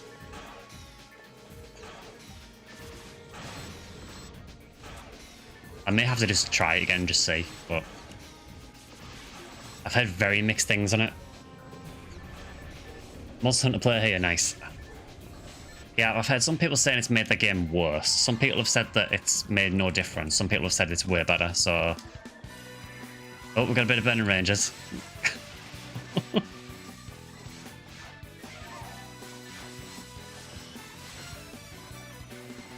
Burning Rangers gate crashed on the PSO anniversary.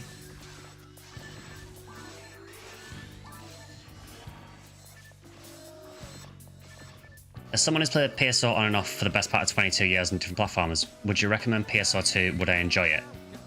It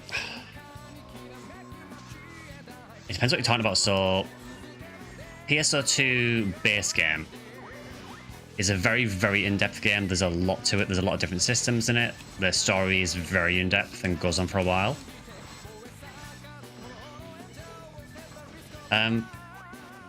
It is a very different game to PSO though. A lot of PSO fans do really like PSO 2. I don't mind it. It's not my favorite Phantasy Star by any means, but I don't mind it. NGS, honestly, I think is a bit of a harder sell. It kind of depends what you liked about PSO. If the story was one of the things you liked, then you probably won't like NGS because the story is pretty much not there. This song hits so hard, it really does. I love Burning Rangers. Sorry, there's nothing to be sorry about using that. At least you used the right float on Blast.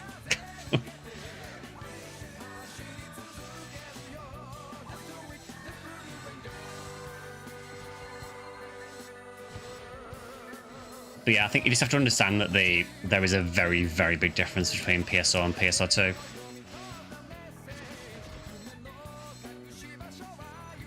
NGS is a departure from how the series played, but if there's any game I'd sell to a PSO fan, it would probably be Portable to Infinity. Yeah, I would totally agree with that. Portable to Infinity just feels like a massive love letter to PSO.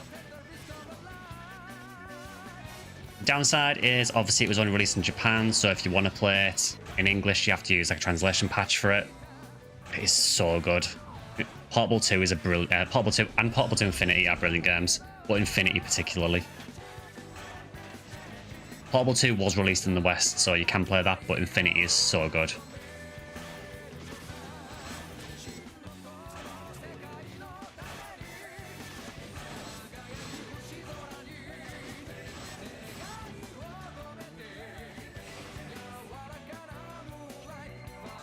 Infinity is peak PSU. I mean, it basically is, yeah, it's kind of the epitome of everything they were building for the Goral games, really.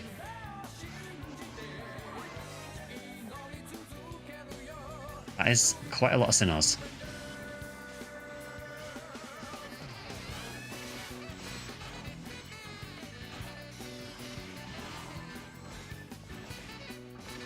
like PSO2, it's just a pain in the ass to install and uninstall.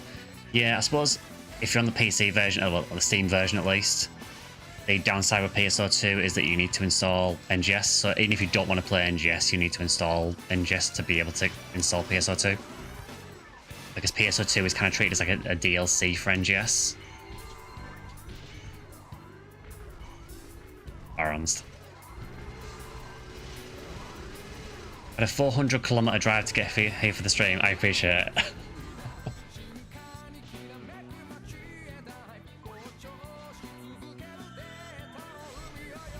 I think it totals like 152 gig.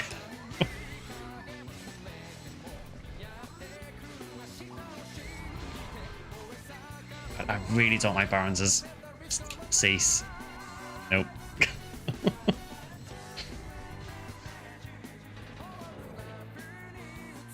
Barons, man. One of the few enemies to get harder the higher level you get.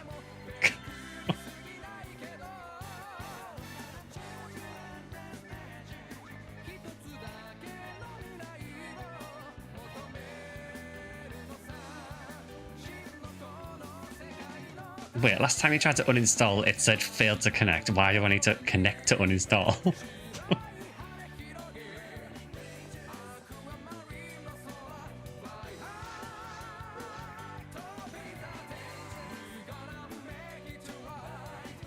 Yeah, PSO2 is a really decent game, honestly. Like I said, I do like it, but yeah, you do need to be aware that it is extremely different to PSO1.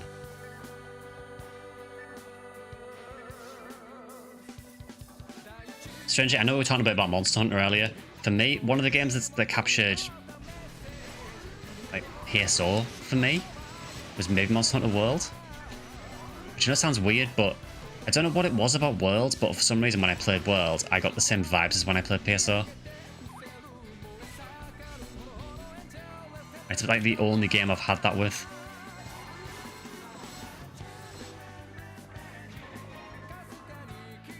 God, this room sucks. Can you cease missiles?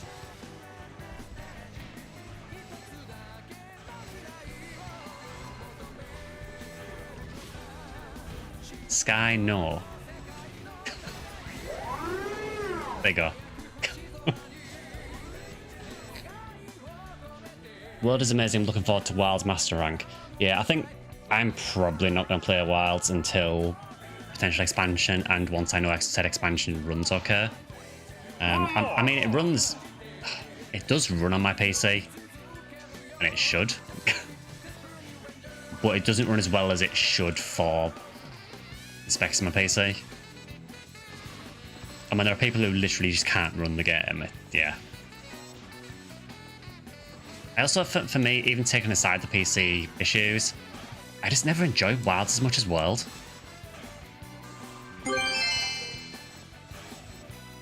Oh, thanks for the Prime sub, Disaster, you said. Much appreciated.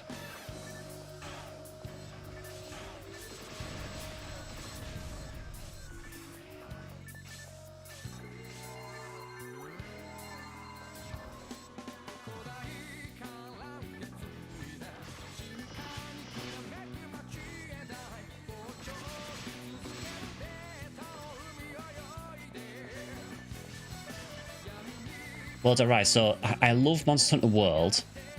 I don't mind Rise. I did play Rise and Sunbreak, and I enjoyed them enough.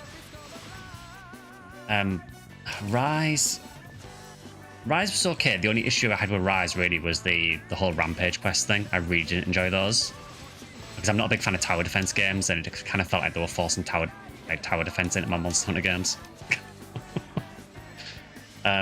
Sunbreak I really enjoyed. Only thing I didn't like with Sunbreak was the end game farming for the anomaly monsters. That kind of sucked. But yeah, Wilds though, I don't know. I mean, I completed the story of Wilds, you know, and I've played most of the title updates that have been added, but it just doesn't give me the same buzz that Monster Hunter World did. Sunbreak kicked ass because you didn't have to do Rampage, exactly. Also, thank you for the follow, Grengalock.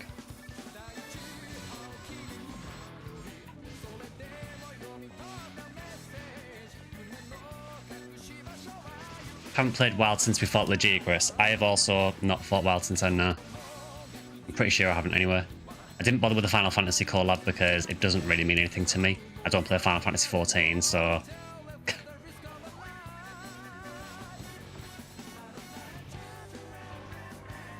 And I mean, the Gog Mazios fight looks cool.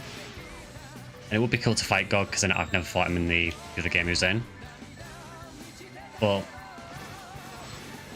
I don't know, I just don't feel like there's much reason for me to want to play Wilds at the minute. Thank you for the bit, Vector.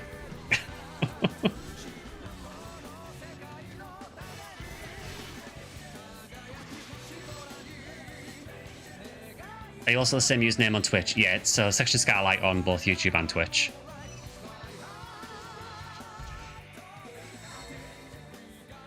What if they did a PSO collab? What monster would they use? There has been PSO and Monster Hunter collabs. It was on PSO 2 on the Japanese server.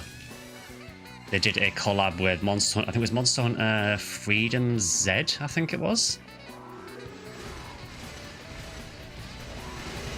Oh god, this does not feel like the place to be.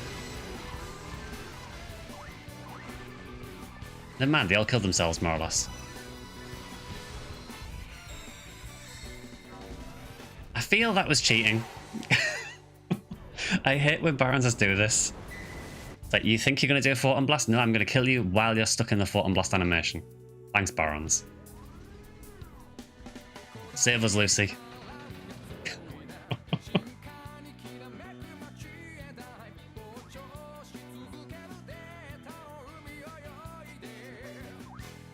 Yeah, sorry, Frontier's Edge, yeah, that's it, yeah.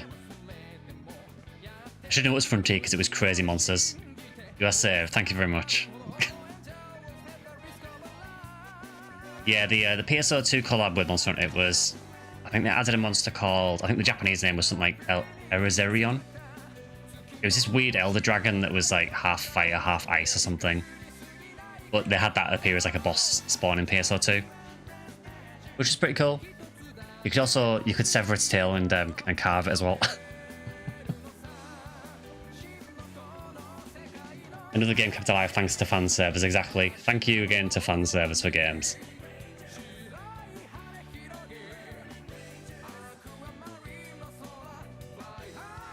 Yeah, I think if a PSO game ever got like a Wilds collab, I would imagine it'd probably be Arkveld. I mean, Final Fantasy 14 has just collabed with it, and 14 got Arkveld as far as I know, or is getting Arkveld on the two.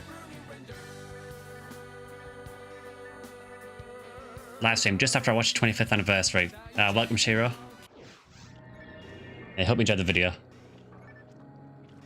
I swear Mines is the hardest or maybe most annoying F1 level. It's weird, Ultima Mines.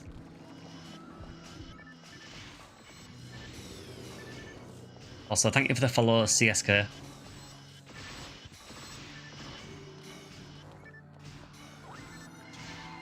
Yeah, it's Mines is a weird one. It kind of depends on your class, I think. I think for hunters, particularly if you're like the right level getting there, it can be real awkward because Mines basically almost forces you to use a gun because the guild chicks don't really flinch.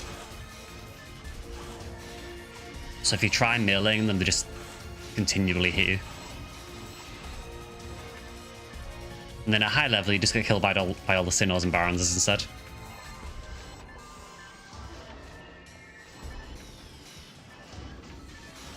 I'm not really sure how this is going to go because Ult Ruins is quite rough.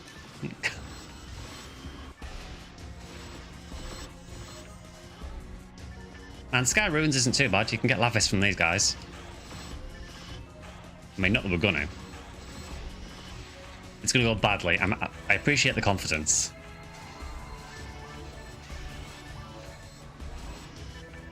How many more kills for your SGS? A lot. Oh, thank you for the sub as well, CSK. Much appreciated. I wish we got the Gravity Rush collab in NGS. What's funny is that even before the US got PSO2 NGS, even on PlayStation, PSO2 did a collab with Gravity Rush 2, and you can even still download the DLC on PlayStation. Yeah, my SGS is not particularly close to being unsealed. Hello, can I kill count? Do I have to have it equipped for that? Is that how that works?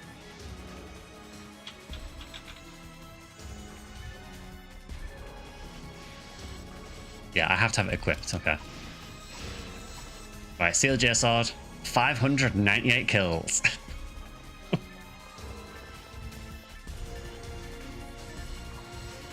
Yeah, so in fact, I basically got the sword and then didn't play for a while.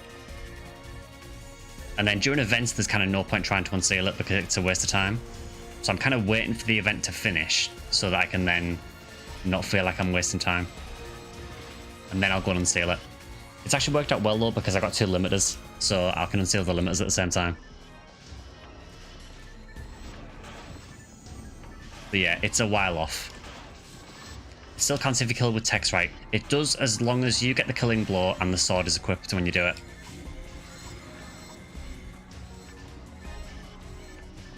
Because the fastest way to do it is to basically use a quest like Carl's Clock Challenge and just stand in the middle of the room and spam Gifoy.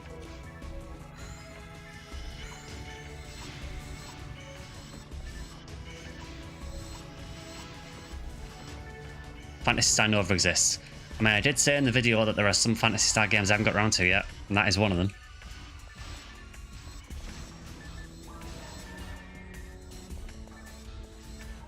Yeah, you can unseal it on any difficulty, so most people just spam normal. It is incredibly soul-destroying to do. It's one of those things where you kind of need to do it solo, because if you're in a party and someone else gets the kill, it doesn't count.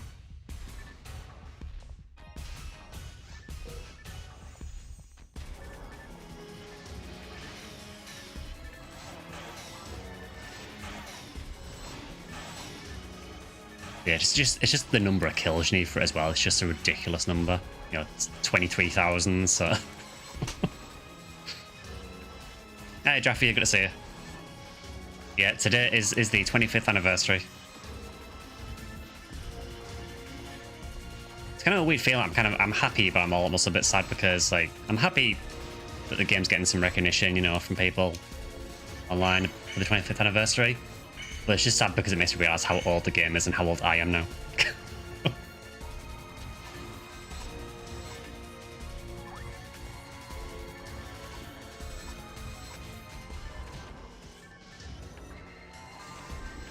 Is it worth going for the presents? The presents they're a mixed bag. Oh god, that was closer than I would have liked. They're a mixed bag, so there are regular presents and there are ultimate presents. Ultimate presents are obviously the ones that drop in ultimate.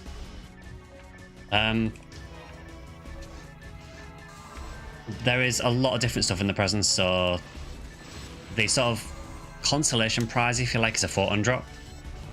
Which, you know, I mean, it's still a photon drop. You can also get a few photon drops or a photon crystal.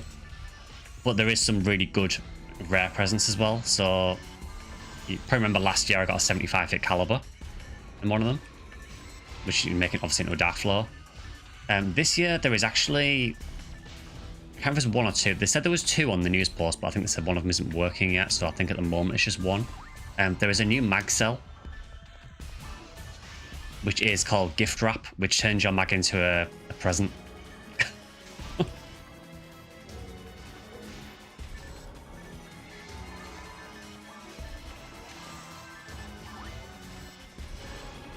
And you can also get some of the Type M weapons as well.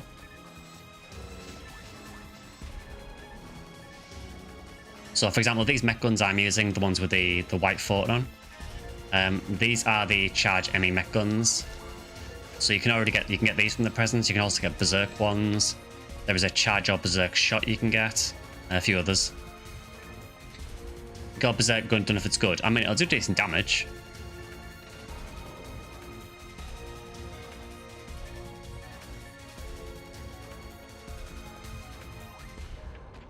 But yeah, I think the issue with the presents is that the drop rate's not particularly good on them. I think it's about 1 in 2,250 or so. The Type M weapons you can get from, I think it's from the Easter shop. So I think there was an NPC in the Easter shop where you could trade 25 event eggs for them. And you can also, in the Christmas event, if you complete any of the Christmas quests, you get coal at the end. And if you collect enough coal, you can trade it in the Christmas shop to, there's like a raycast NPC near the bank. And if you trade him them, you can trade for either presents or ultimate presents. It's like another way of getting them. So if you don't get any present drops, you can trade in your coal to get presents. Any luck? Not particularly. It is experience weight though, so I'm not expecting much.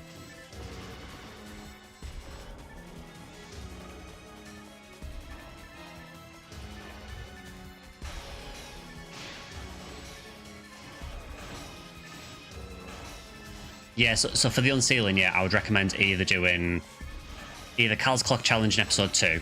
That's really good. Or you can do Beyond the Horizon in episode 4. Like Drafia said though, that does cost you 10,000 Mazetta to run, but it is very fast kills. Happy 25th PSO. Yeah, thanks Brandon.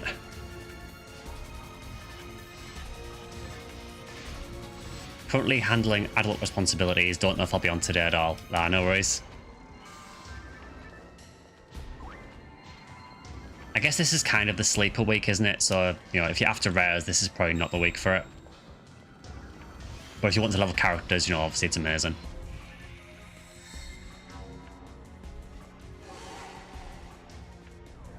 They did nerf Cal's Clock Challenge, but to be fair though, for unsealing, the nerf doesn't really matter to you because all they did is they removed the item drops from the enemies. So obviously that's only really a big deal if you're doing it in ultimate, or maybe very hard for some of the camos maybe. I'll revive you in a sec. I just need to not get shot by these bringers.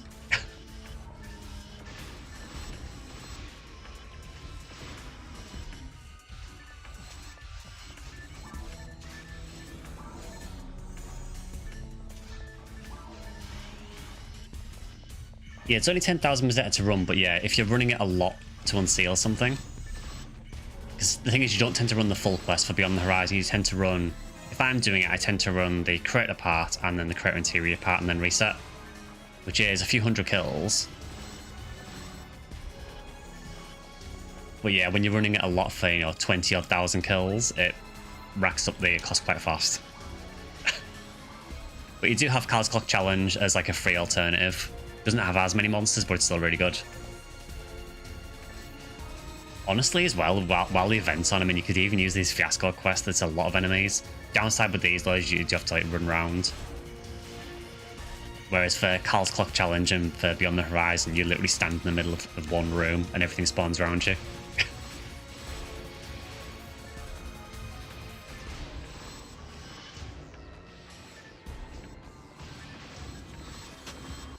Could target rares if you're running for experience. I mean, that's up to you. The downside, obviously, is if you're running it in something like Ultimate, it's going to be a lot slower getting the kills, generally. So, if you're just wanting to unseal, normal is by far the best way to do it, but, you know, it is incredibly boring doing it in normal. Boss Santa has reached level 200. Well, at least he's ready for Christmas.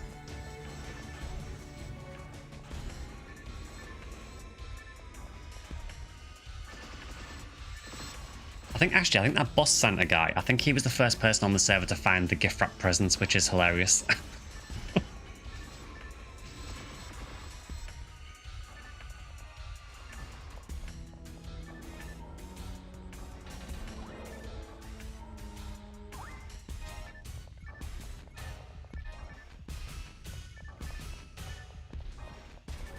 We get more rare enemies in experience week than rare enemy week anyway, so it's a good time to play right now. Yeah, apparently.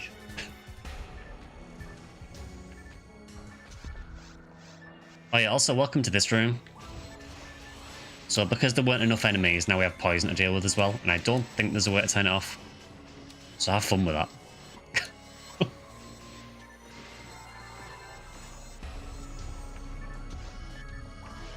Also, this room is basically all of the enemies. Oh god, you're shooting, aren't you?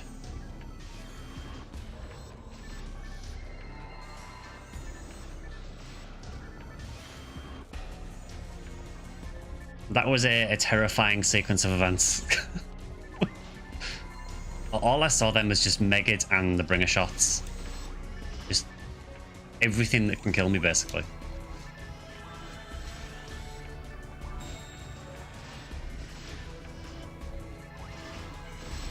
Yeah, exactly, yeah. Santa's ready just in time for the holidays. Yeah, it was very funny that he was the first person to find the present mag cell. They have apparently added another one, like another mag cell, but I think they said there was some issue with it, so they've had to disable it for the time being.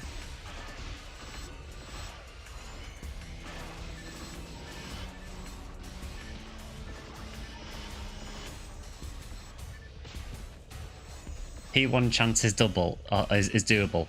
I mean, at the minute, obviously, there's no boost to rare enemy rate or to rare drop, so it would be like the full 1 in 500 for Middle Elite and then 1 in 205 for Psycho ones. I mean, unless you go for a different ID, what is the chance of it from the Sorceress here? Unless that's what you mean. I mean, it's probably still terrible. Yeah, it's probably still like 1 in 200k.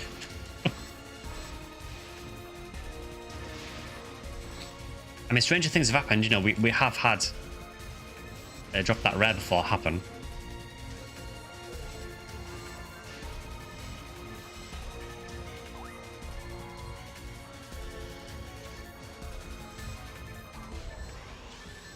Oh god, am I down my last moon atomizer? Oh god, I am. Oh, there's one. So we've got 2.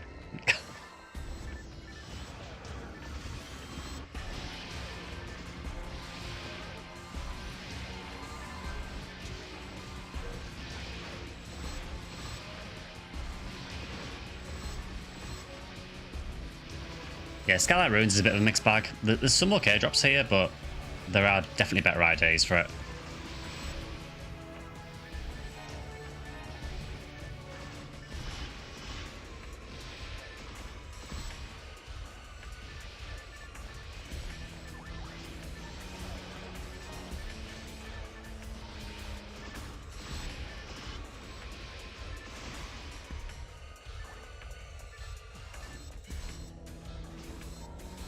I don't know how many moon atomizers you guys have, but I only have 2 left, so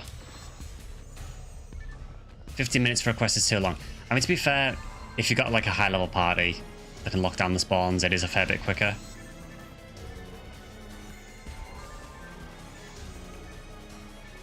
You know, for the most part, you know, this team is fairly low level for this.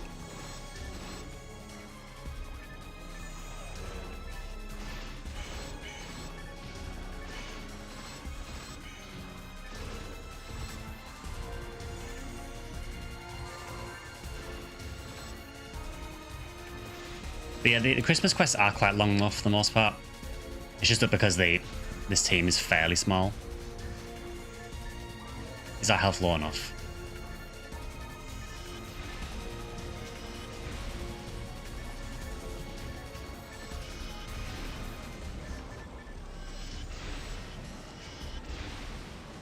I mean, when it gives me the opportunity, I'm taking it.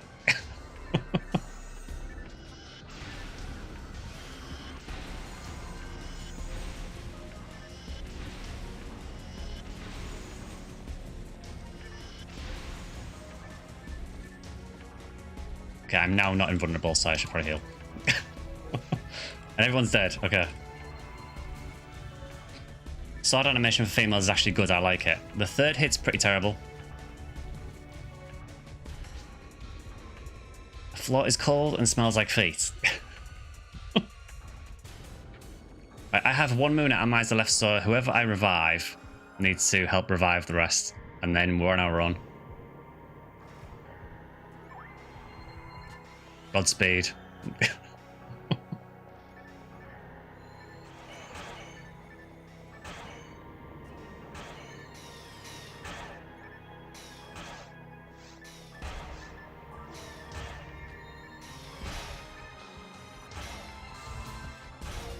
This is when you really wish there was like a full party of Rangers.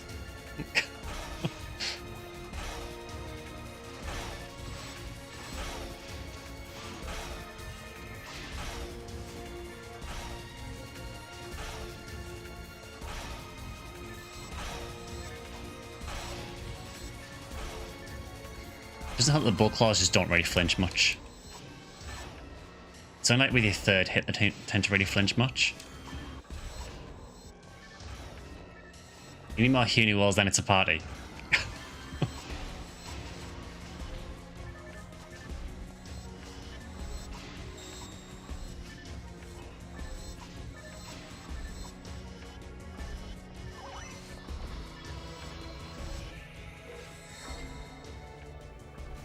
I will say, it is slightly BS in this quest that the poison still hurts you during the Photon Blast thing, because you can't do anything about that damage.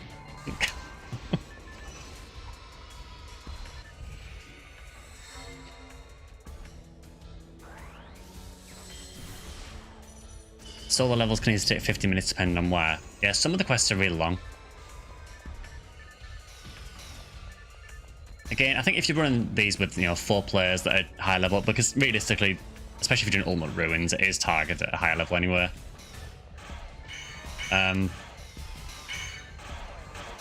It won't be as slow. So this is a pretty rough quest to run, honestly, particularly for like Nate and Dot at the minute, who are like sort of level 110 to 120. It's a bit of a rough area.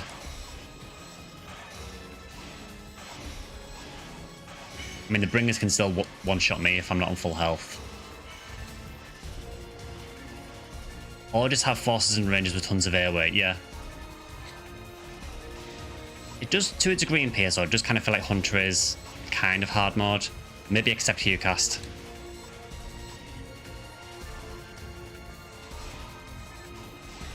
I feel like good crowd control with a Hunter is a lot harder to do, I think. Mine was so quick with 2 forces.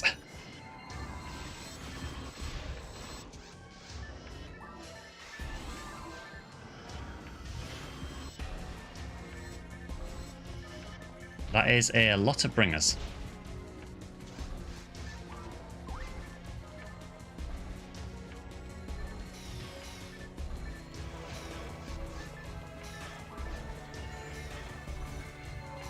You get insta-jib loads without traps though. Just the Barons is really, isn't it?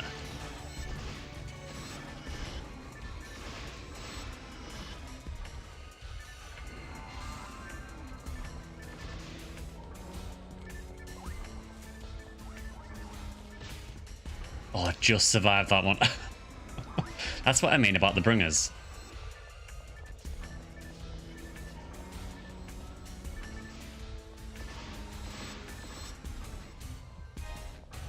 Cunuel needs to be able to equip Ignition Cloak, then you get Rika's Claw. Rika's Claw is not bad. I mean, as a weapon, it's not great. Oh god, I'm so dead. I saw my life flash before my eyes, though. Thank you. I unfortunately can't revive Nair because I have no moons left.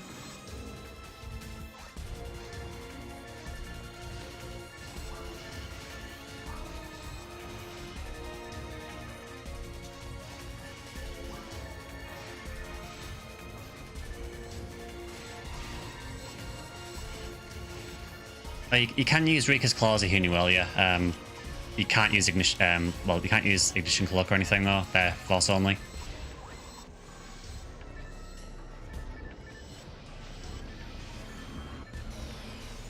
Go for dinner while you watch stream, no worries.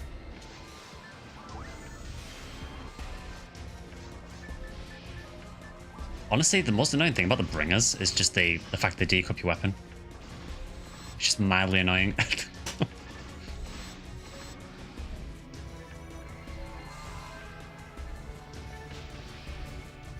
I was just about to say, have we got all the Bringers? Apparently not.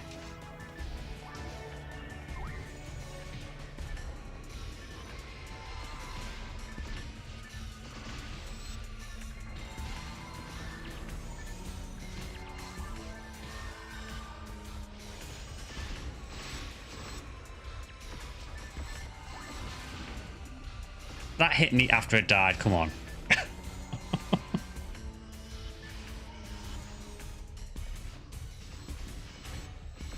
Question is, does anyone have any moons left?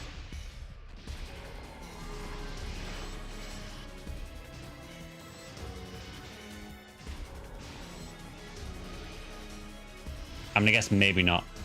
No, okay. I'll be back. You heard a red box. Hopefully it's something good. I will come back bearing moon atomizers.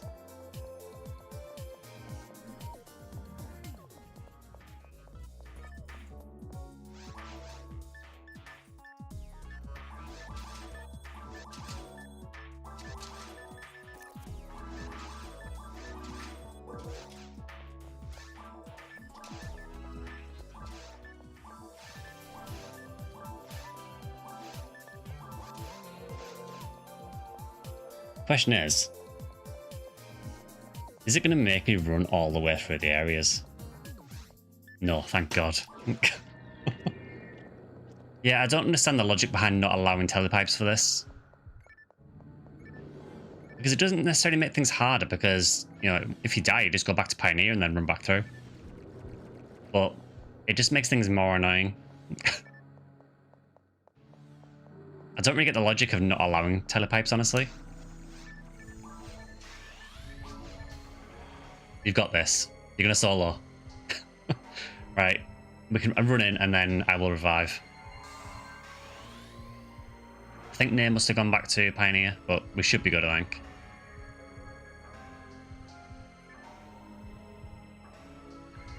Alright, let's go. So that is hurting me outside the room. Right, I'm going for it.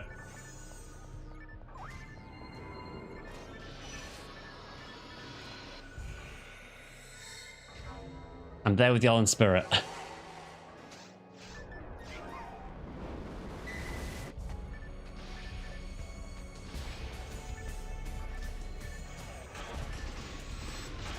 Oh, Doc got a meteor cudgel, nice. It's a cool weapon.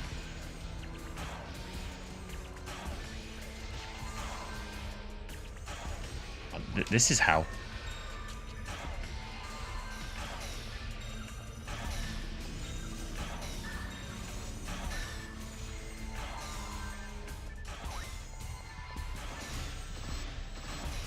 Yeah, it's 1 in 296k for Psycho Wand.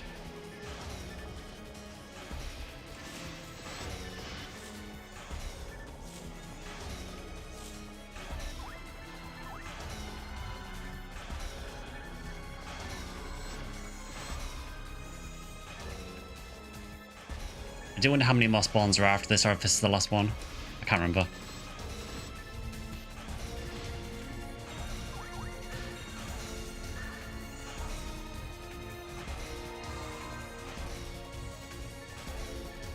I'm getting camped by the claws and they just stop me from doing anything.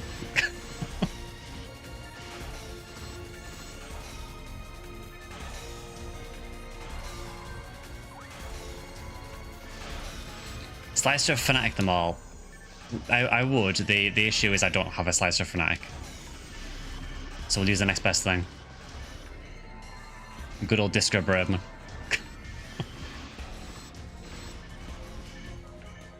Right, I think I've got all the sorcerers.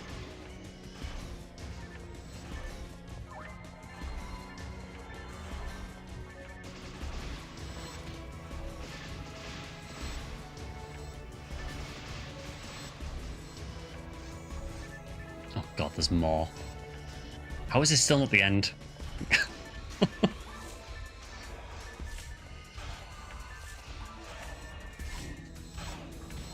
I mean, these guys aren't too bad, I guess.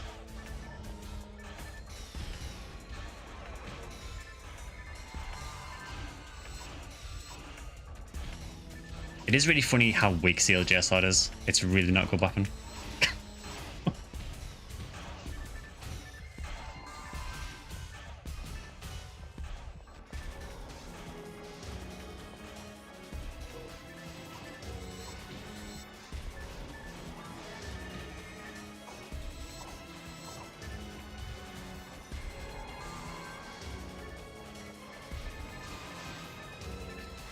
Yeah, there is no force. It's 2 Huni Wells, a Rare Mal, and a Rexil.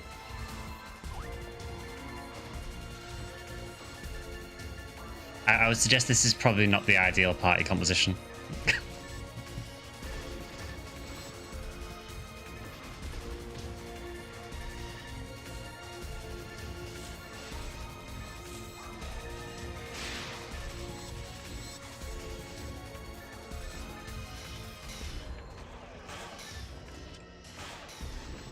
I really don't know what that locked onto there, but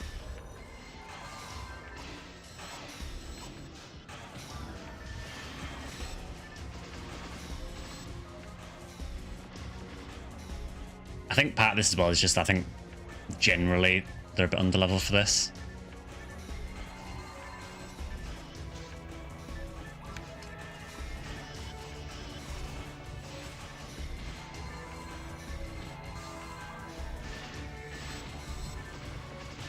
It's just there's so many enemies.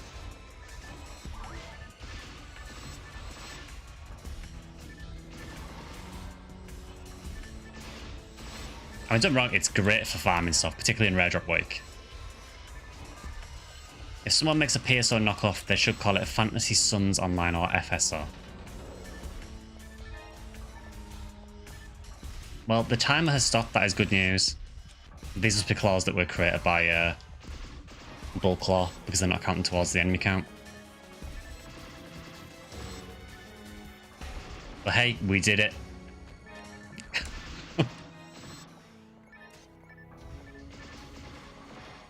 There you go.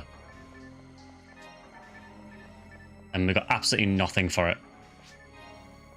Thank God for that. Yeah, that was pretty rough.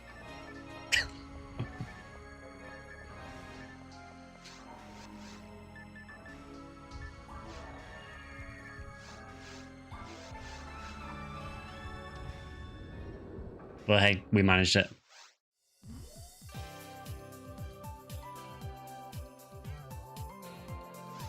And it only took over an hour.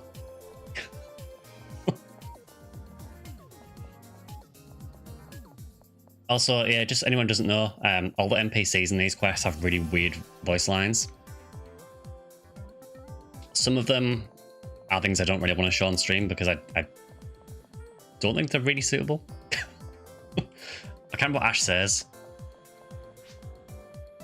So you were successful. Someone had to pick me up off the floor again. Maybe Santa will get me some skill this year.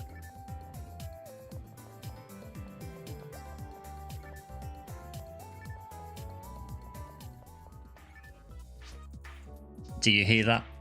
No, I don't either. That's the sound of the monsters of Ragol no longer breathing. It's the best sound in the world.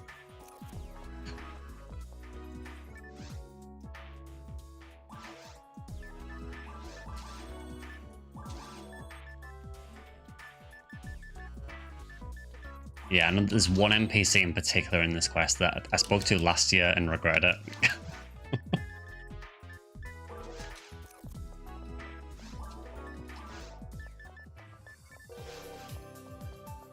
What did Ash say? I did not read it.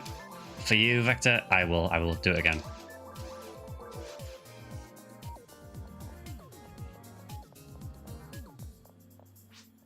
He says, so you were successful? Someone had to pick me up off the floor again. Maybe Santa will get me some skill this year.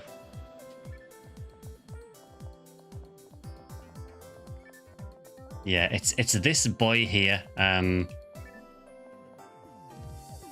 He has dialogue which is not great. I think if people remember the Christmas event from last year, they might remember what he says. I mean, I'll show it so we can get it over with. But I don't know why this dialogue is in the game. I just want to say thank you. Now the fun can really begin. Just gotta fetch my extra durable knee pads and some tissues for upcoming nosebleeds. Now, that might seem a bit weird. But yeah, that's right, Vector, yeah. So before you actually finish the quest, he says that the best thing about this time of year about being a kid is that you can look up people's skirts.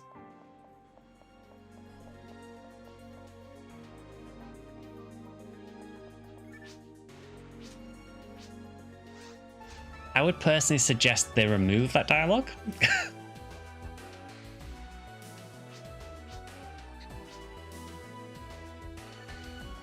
Yeah, and she's talking about implying getting laid, so, you know. I don't know why the NPCs are like this in the Christmas quests.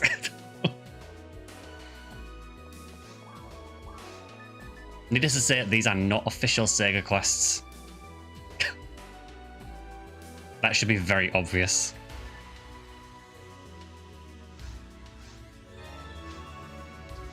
But they do say Merry Christmas at the end. Also, good to see you, Les, as well. Yeah, I don't know who made the quest. I don't know if it's one that's been ported to Ephinea from like another server. Because I know some of the private servers do share some quests. I mean, you could just look at the quest creator, I guess. It normally says it at the beginning of the quest.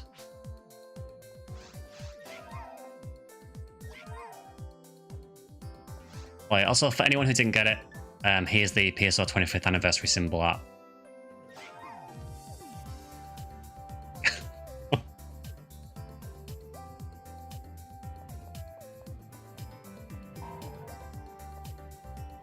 Alternative Seas Forest, yeah.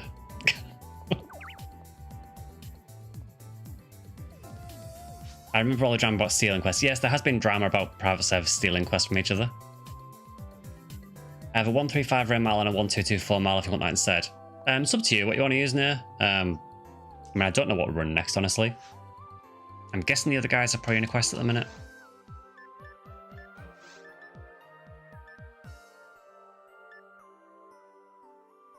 I think we're split into a few groups, actually. Okay.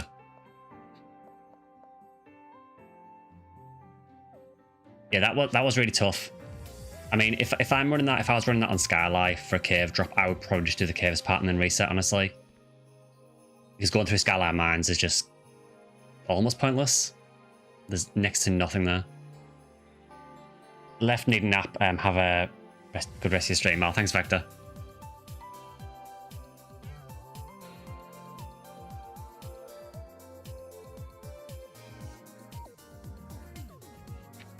Alright, so in that case, how many do we have? Okay, we've got 6, so we could do like 2 teams of 3. We don't have to do the Christmas quest because I know it's pretty rough.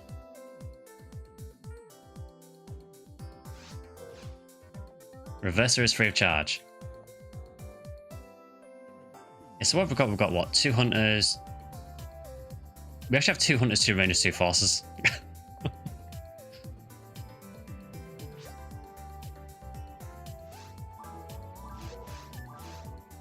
Are you going to shoot off? No worries. Then, thanks to the parties as well.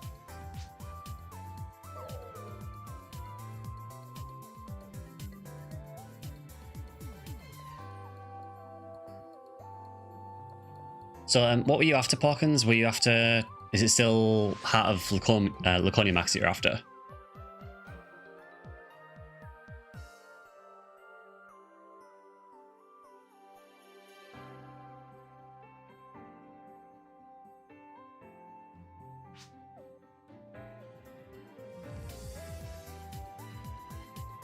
Yeah, I mean, it's probably the worst week to run for it, isn't it? Because there's no boosts. Otherwise, it's Red Ring and Lavis. I mean, we could do a Red Ria... We could do a Red Ria Caves if you want to try for Lavis. The other option we could do for Lavis, although actually it's experience week, so it might not be as good. I know Lost Heat Sword is on RBR at the minute, and Purple and Tolos do drop Lavis. I don't really know what the best option is because you will get the boost from RBR, but I think it'll only be a fairly small one. You are a Red Ria, you are.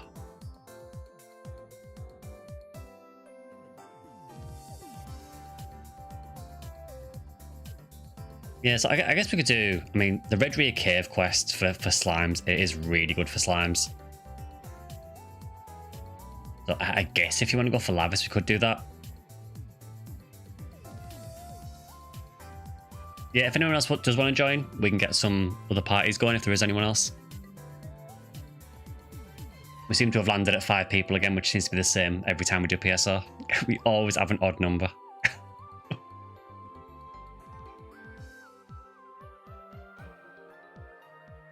It's like one of the unwritten rules of the channel now. Like, if we play PSO, we'll always have we'll always have 5 people. And if we do a poll, it will always draw.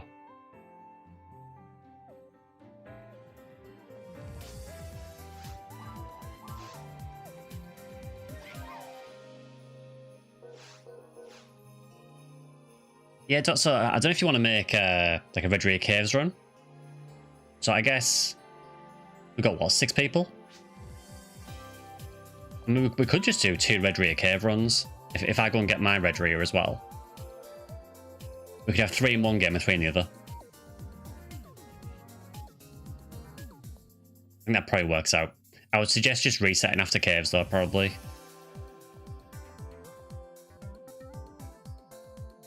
Yeah, let's do that. So I'll go and get my Red Ria. So what I would say is, if you're wanting to use your Red Ria, if you make one of the games, I'll make the other one. And then if everyone else just sort of files into one of the games, so ideally if we end up with 3 people in each.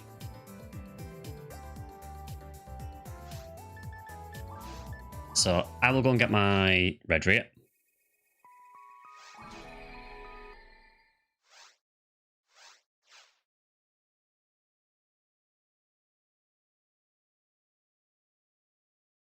You're back in 15, 20 minutes. Oh, nice. I mean, the stream will probably be ending in about, yeah, 20 minutes or so. Well, probably about half an hour, actually. I might stick around on PSO a bit after it. It's hard balancing everything at the minute because I'm trying to do the PSO event. PSU event started. I've got the NGS Luther fight I need to try and do whenever that's on. I'm playing Guild Wars. There's a lot going on at the minute and not enough time.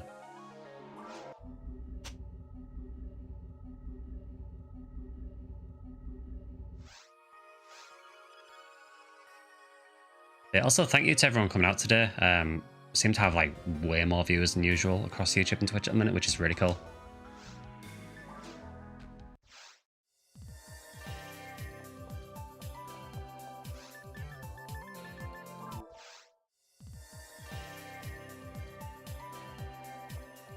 You're actually sitting at about 50 viewers at the minute if we take YouTube and Twitch in. So 50 viewers for PSO. I know there's probably a bit of crossover between the two, but that's really good for PSO. Okay, so has one of the games been set up? Okay, so yeah, if one more person joins that Red Ria Cave run, and then I will make the other Red Ria run.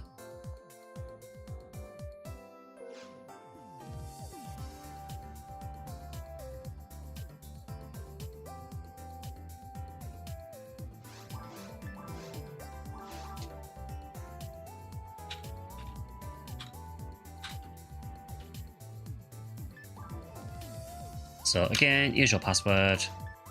I would just say try and balance it so there's 3 people in each team. Just because if we leave the other team with 2 people, it's going to really suck for them. So try and do it so it's 3 in each game.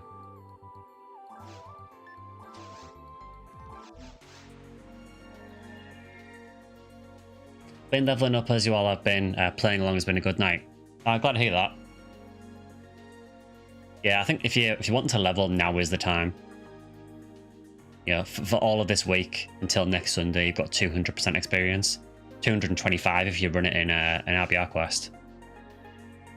So it is pretty insane.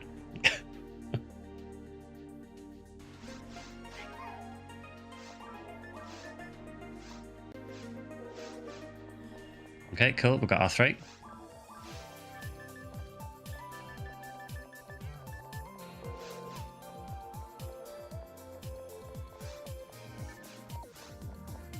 So 1 million experience to 190.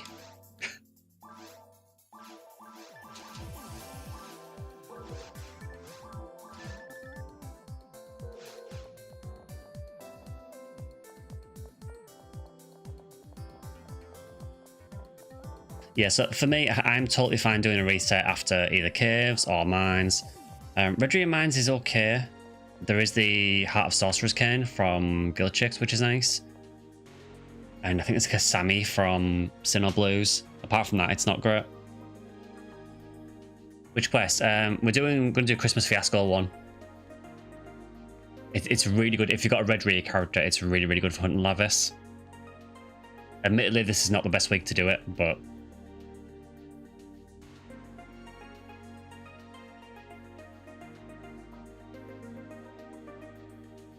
yeah, there are an absolute ton of slimes in this, so Reggie is pretty good on ruins as well. Yeah, it's not bad. I don't know if I'd want to do ruins with this pack necessarily, but we'll see how I feel. It's just a very long quest to do a full run.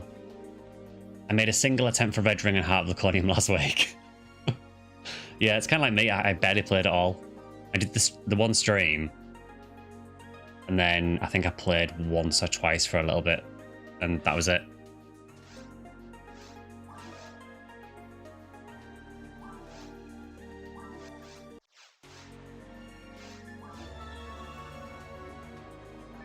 Yeah, so I think maybe, I guess we can do caves and then we can maybe reset after that.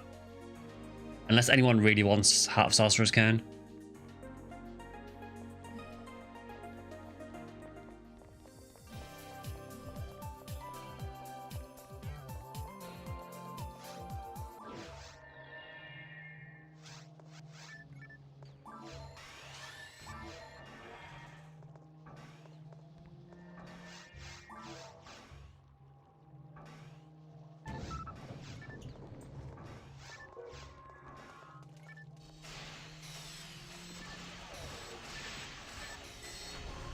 This should be a bit easier, hopefully, with level 30 debuffs.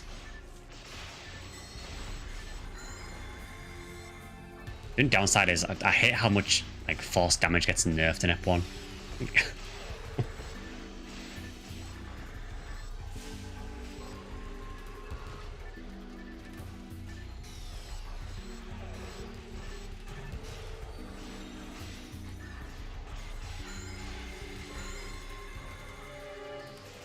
I also really don't like how the Lily's weakness changes.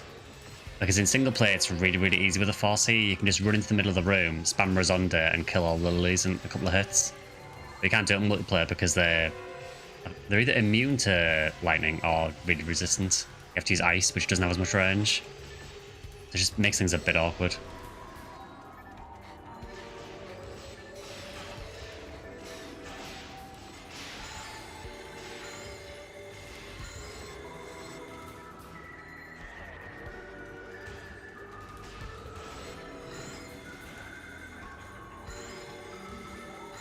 Thankfully on this character I do have Kia Paralysis.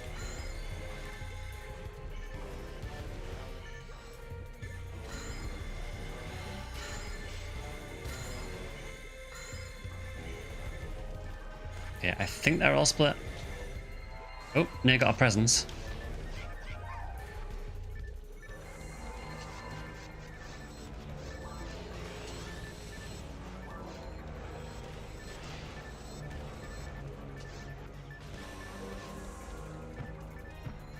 Hopefully it's something good.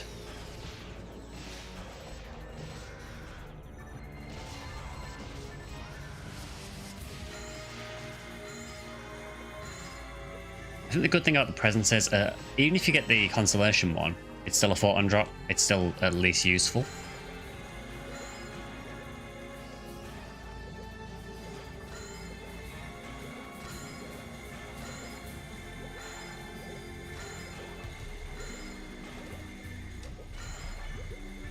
I think that's it.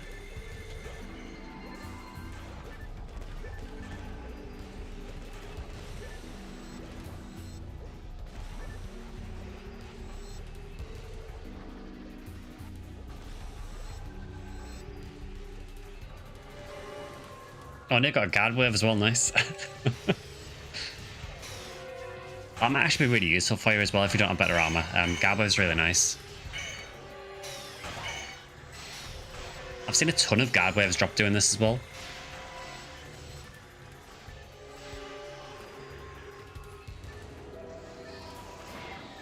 I like that the presents have a unique floor model. Yeah, it's really cool.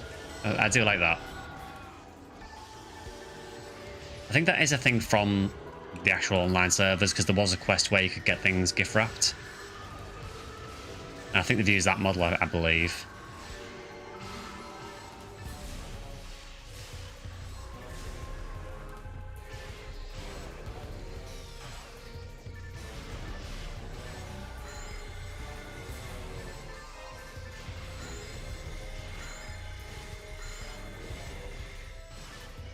Yeah, the only downside with this, with the slimes, is there's a lot of dragons with the slime spawns, and the dragons have a habit of killing the slimes, which is a little bit annoying.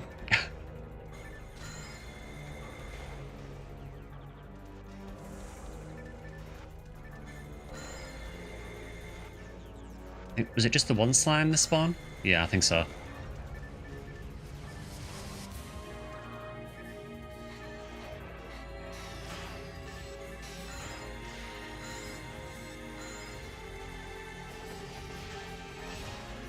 Yeah, I think overall I do like the Christmas event on Ephinea.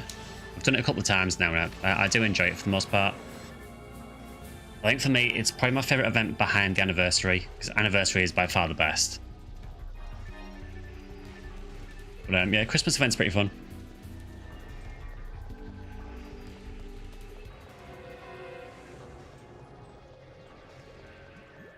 Alright, this is the money spawn.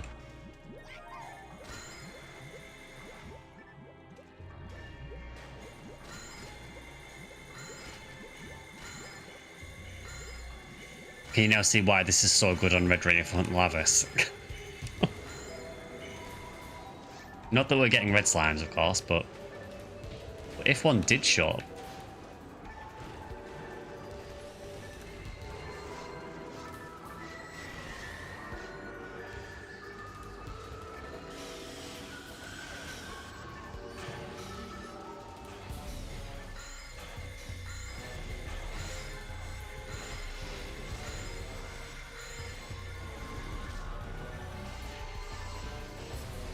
I think the only downside with this is that Red Radiant Caves in general isn't that good. It's basically Lavis Cannon and not much else. I mean, Garwave's nice. But yeah, not so much the other drops. It's like Red Slicer from Nano Dragons, which is kind of garbage.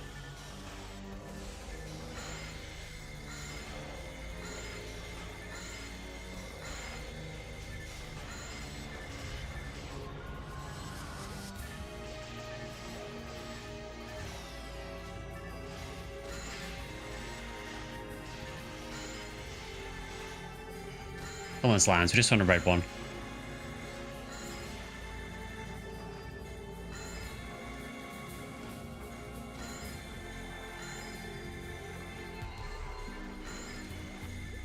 I think that's it.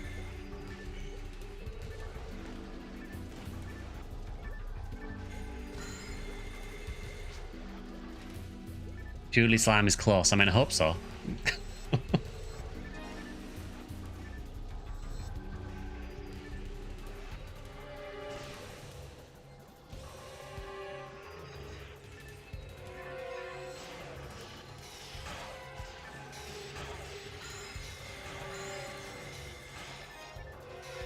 I'm not sure how I resisted that, but I will take it.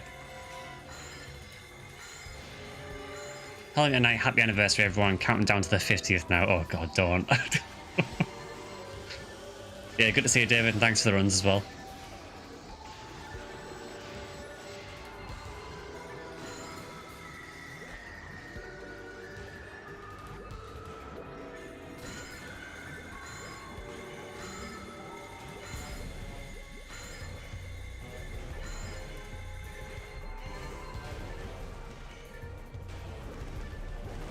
Yeah, it's kind of scary that, you know, we're already a quarter of a century.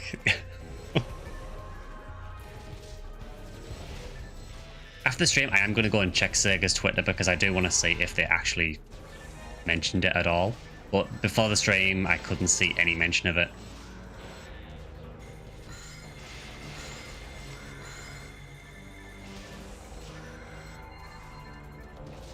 Like, certain people who have worked on the games have been talking about it, obviously, but yeah, there was nothing actually from Sega that I could see.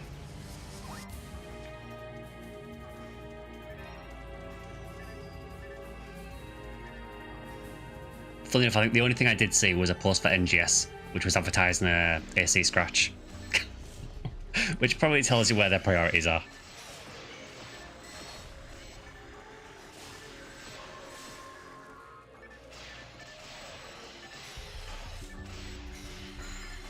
I mean, I'd like to be proven wrong. Please do prove me wrong, Sega. I would really appreciate that. Did Japanese Sega mention it? Because I looked on Twitter and I couldn't see anything, but it could just be that I couldn't find it in the minefield that Twitter is.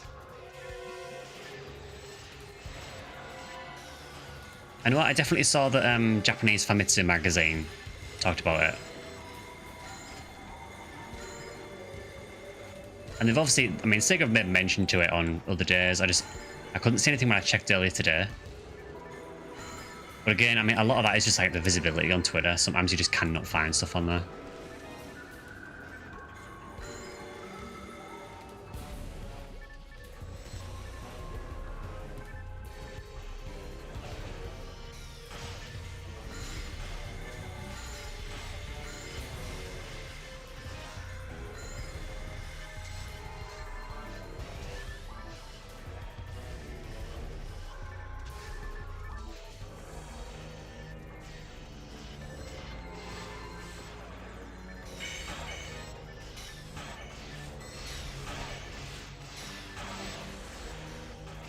I was really thinking this character might have been level 200 by the end of the year. I was convinced that I would get to 200 during the anniversary, but then just never really played him much, so I guess maybe next year.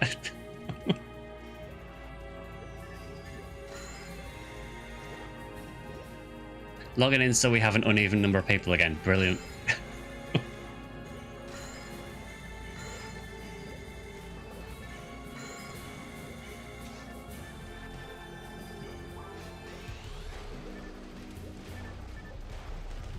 Yeah, no luck with these so far.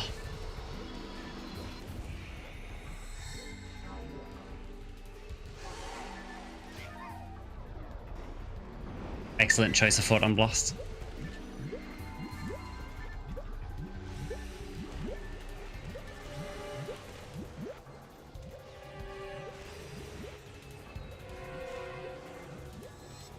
I swear, slimes act so weirdly in multiplayer. They desync so much.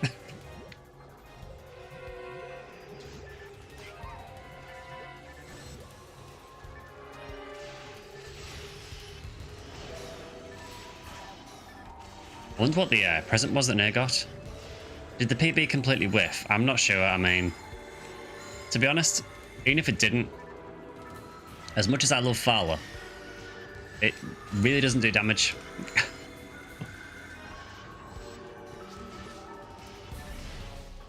Yeah, Nair, so if you select it in your inventory and press use on it, it'll open. You might not see it initially, so you might have to then close your menu and reopen it to resync your menu, but you should see a new item.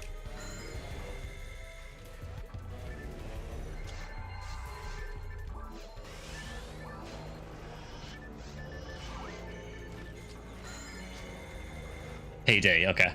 Yeah, that's kind of the common one, really. But it's still a free Photon drop.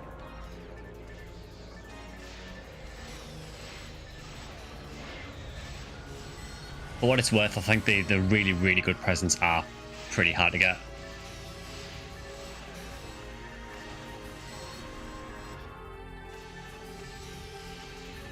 There's some really good ones this year, though. Some of the harder to get presents. I think one of them is a 50-hit 3084 flower ones.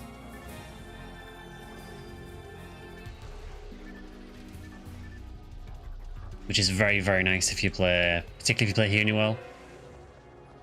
It would kind of work on Humar as well, but yeah, really, really nice weapon.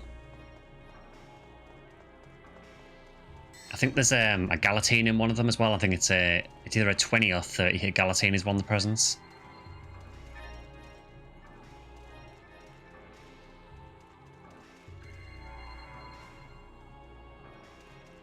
You can also, as far as I know, I think you can get Photon Sphere, and I think you can get Photon Horde as well.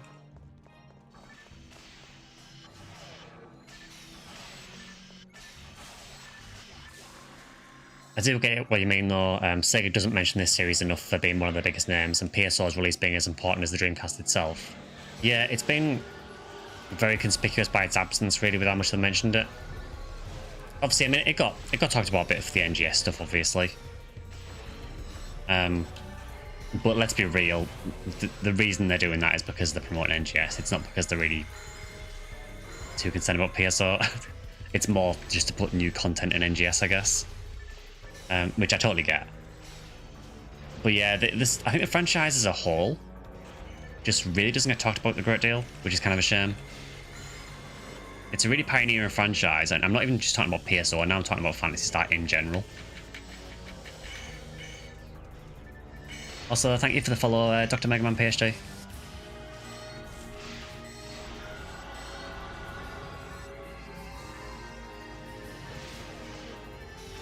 Ah, you're good to see you. Yeah, I think the franchise as a whole really just doesn't get enough credit, honestly.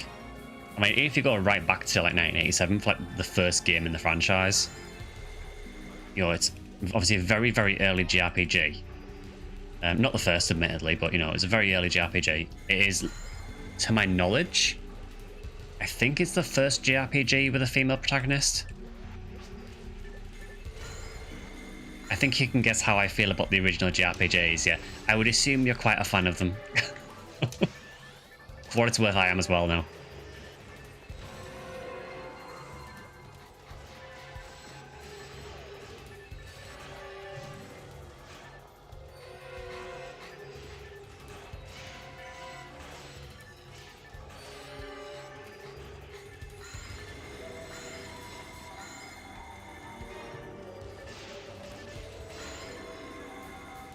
Yeah, it just seems to be a franchise that just... I'm not going to say it's fell off because, I mean, PSO2 still made a lot of money for, you know, particularly in Japan. And PSO2, mainly base game PSO2 admittedly, but PSO2 was really popular and made a ton of money for Sega. And it's generally regarded as a really good game as well. But yeah, I think the franchise as a whole has had so many really cool ideas over the years. Even for the games that necessarily haven't really executed it that well. Yeah, I mean, go back to, you know, Phantasy Star 3, for example. You know, obviously I played through that on stream. You all know how kind of jank Phantasy Star 3 is. But even Phantasy Star 3 had some really cool ideas. You know, the whole sort of generation system where you decide on who you're marrying and that affects who your heir is for the next generation of it. It's a really cool idea. And then it had technique customization in it.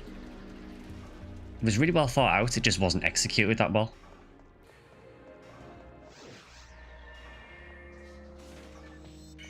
Also, speaking of Phantasy Star 3, there was actually a comment by someone who used to work on some of the Phantasy Star games. So it was the story writer for Phantasy Star 4, and he's also I think he was the quest script writer for PSO.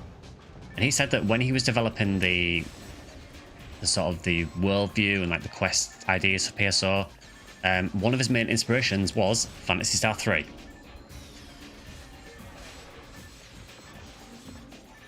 So I guess even if Phantasy Star 3 has major problems, I guess maybe without that we wouldn't have PSO.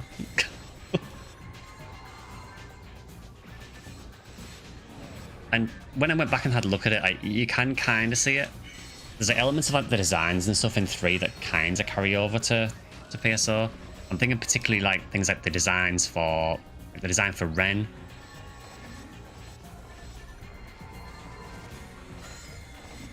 You know, the world is admittedly a bit of a different one, but you know, in 3 obviously, you know, spoilers for an ancient game, but you're on a spaceship.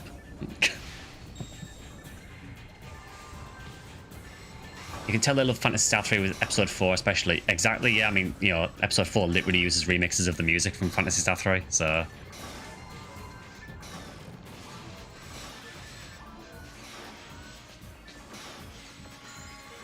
Also, I like how we said we were going to reset after caves, now we're in the middle of mines.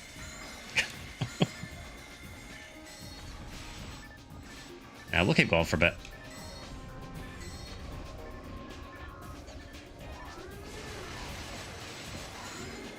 We've got a few more minutes. I mean, we've got some barons as we can kill. Or kill us, as the case may be.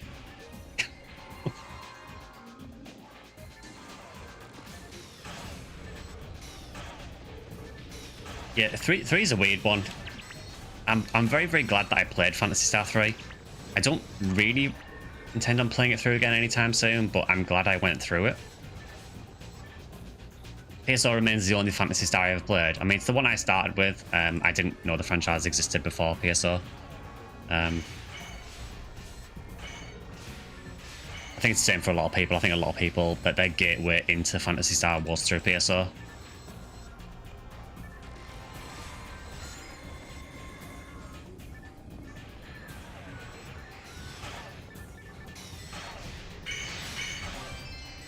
Oh, we got a 3073 DB Saber. Big raz, big raz.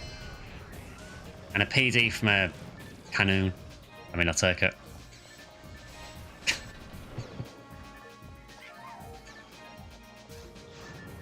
I mean, it's 10 team points.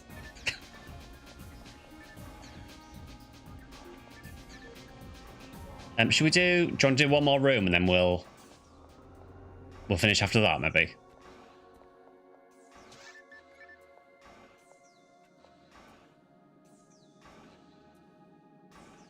I've also been a dedicated Sega hater since my parents got me a Genesis instead of a SNES as a kid.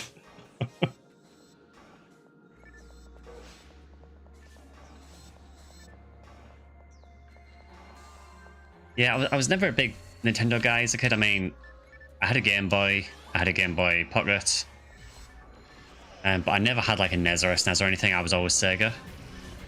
So, you know, I had a Mega Drive as a kid.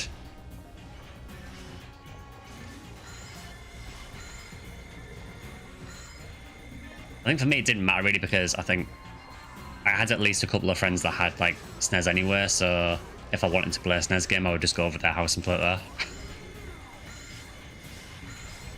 Yeah, Sega does what Nintendo don't exactly.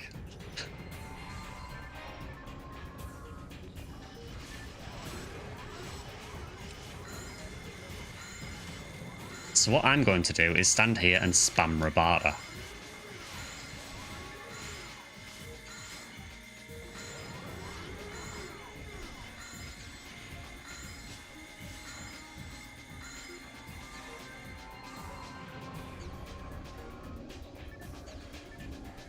I had the whole Nintendo thing. My grandma would get me a Nintendo Power subscription every year for Christmas. Oh, nice.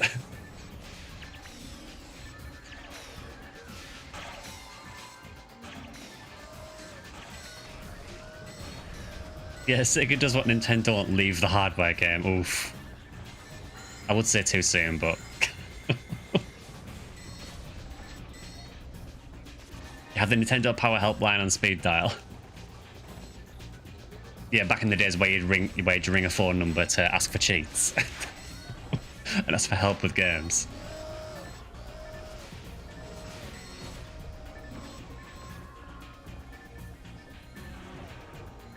It was a different time, man.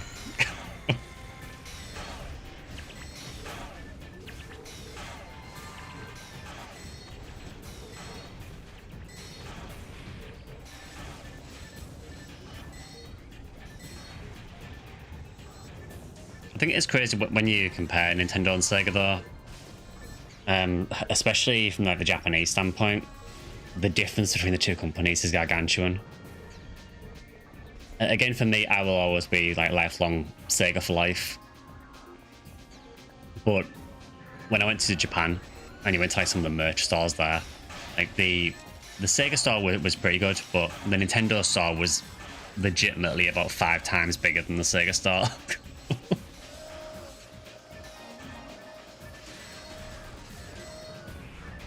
It was very, very clear that Nintendo is far more popular in Japan.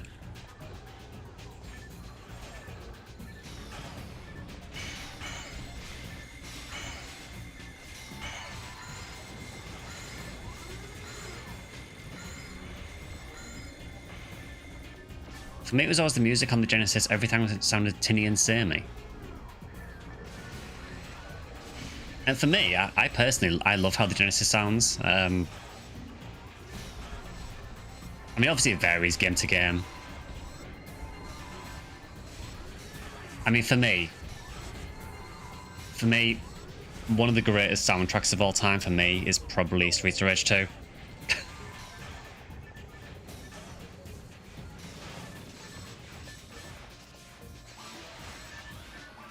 Because Yuzo Koshiro is the absolute goat of soundtracks. As much as I love a lot of the Phantasy Star soundtracks, like Streets of Rage 2, man. Sonic 3 Knuckles is a close second. Yeah, I would also accept that. I mean, honestly, the first Streets of Rage is really, really good, but then they somehow made a better soundtrack for the second one. I don't know how that was possible.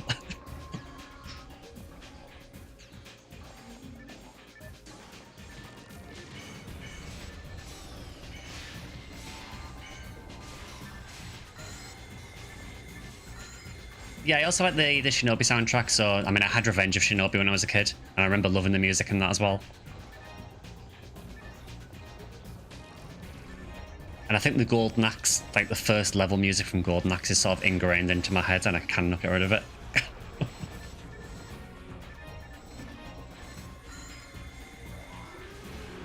God, it's this spawn. Oh.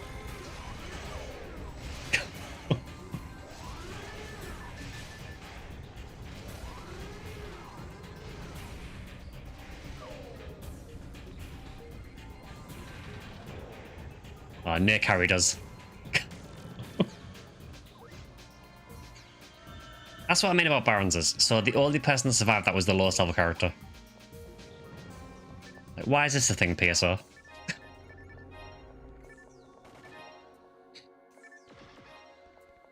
I love that I can get into the PSO lobby and make everyone listen to Escape from the City. But yeah, I think we can probably end PSO there for today, I think. Because it's going to take a while to go through all the rest of mines and all ruins, so I think we can probably end that there. So yeah, once you've finished picking up, just do /lobby, and it should take you back to the lobby.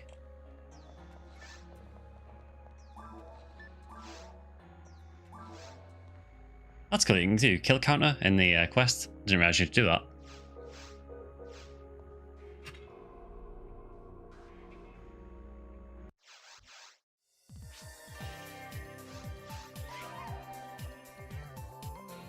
So yeah, thank you to everyone for coming out today, both to the YouTube premiere and to the stream as well. I wanted today to be all about PSO because I think today is the day. You know, if not today, then when? I mean, the answer to that is in a few weeks' time. But I wanted to make sure that for the 25th anniversary, I wanted to make sure that the stream was all about PSO and that the video was as well, obviously. Also, thank you for the Prime sub name, much appreciated. Yeah, thank you for all the support today as well. There's been quite a few subs and everything today, so I really appreciate that. And again, I just want to say thank you to literally everyone that I've ever played PSO with over the last 25, well, over the last 22 years for me. And thank you for the 13-star rare drop boink. Yeah, I just want to say thank you to everyone I played PSO with over the years. It was quite cool because when I posted on Twitter, some people I used to play with ended up commenting, and I must have recognised my character from like 20 odd years ago.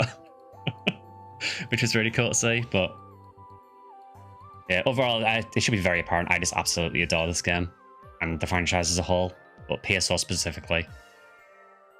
I think the plan for next week, Wednesday, I'm going to take the stream off because it's Christmas Eve. I want to, like most of you guys, probably want to enjoy like the holiday period. I think the next stream will probably be next Sunday. So next Sunday, we will do either PSU or PS0. I'm leaning towards PSU for next week just because the Christmas event's on. And I think we should maybe check that out and just see what it's like. But yeah, either PSU or PS0 for next Sunday. We'll come back to PSO maybe for Rare Drop Week for the event. If we get to do it again. Because I know we've already had Rare Drop Week for the first week. Depends how the event runs and what time they cancel it at. So we may get to do a day of Rare Drop, but I don't know. If not, we'll just do PSO in a few weeks' time. Front mission, for those who are interested, that will return not this Wednesday come, but the Wednesday after. So it'll be New Year's Eve. I know some people might have plans then, but I don't really want to give front mission more than 2 weeks off. Thank you for the guild card. I will send you mine as well.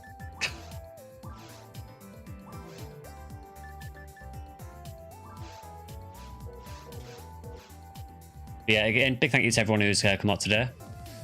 Whatever you're doing, because I won't have another stream before Christmas, whatever you're doing, have a really, really good Christmas. If you do want to keep up with the channel, you can either follow us up on YouTube or Twitch. You can follow me on X or Blue Sky at SectionSkyly. And we do have a Discord server you can join as well, so feel free to join us over there as well if you haven't already. That should be underneath the video player and in the description for YouTube as well. So feel free to join us on there. But yeah, whatever you're doing, have a great holiday period, and I will see you guys on maybe next Sunday for another stream. So yeah, have a fun one, and I'll see you guys then. and have a great Christmas if you do celebrate it, and if not, just have a safe time. See you guys.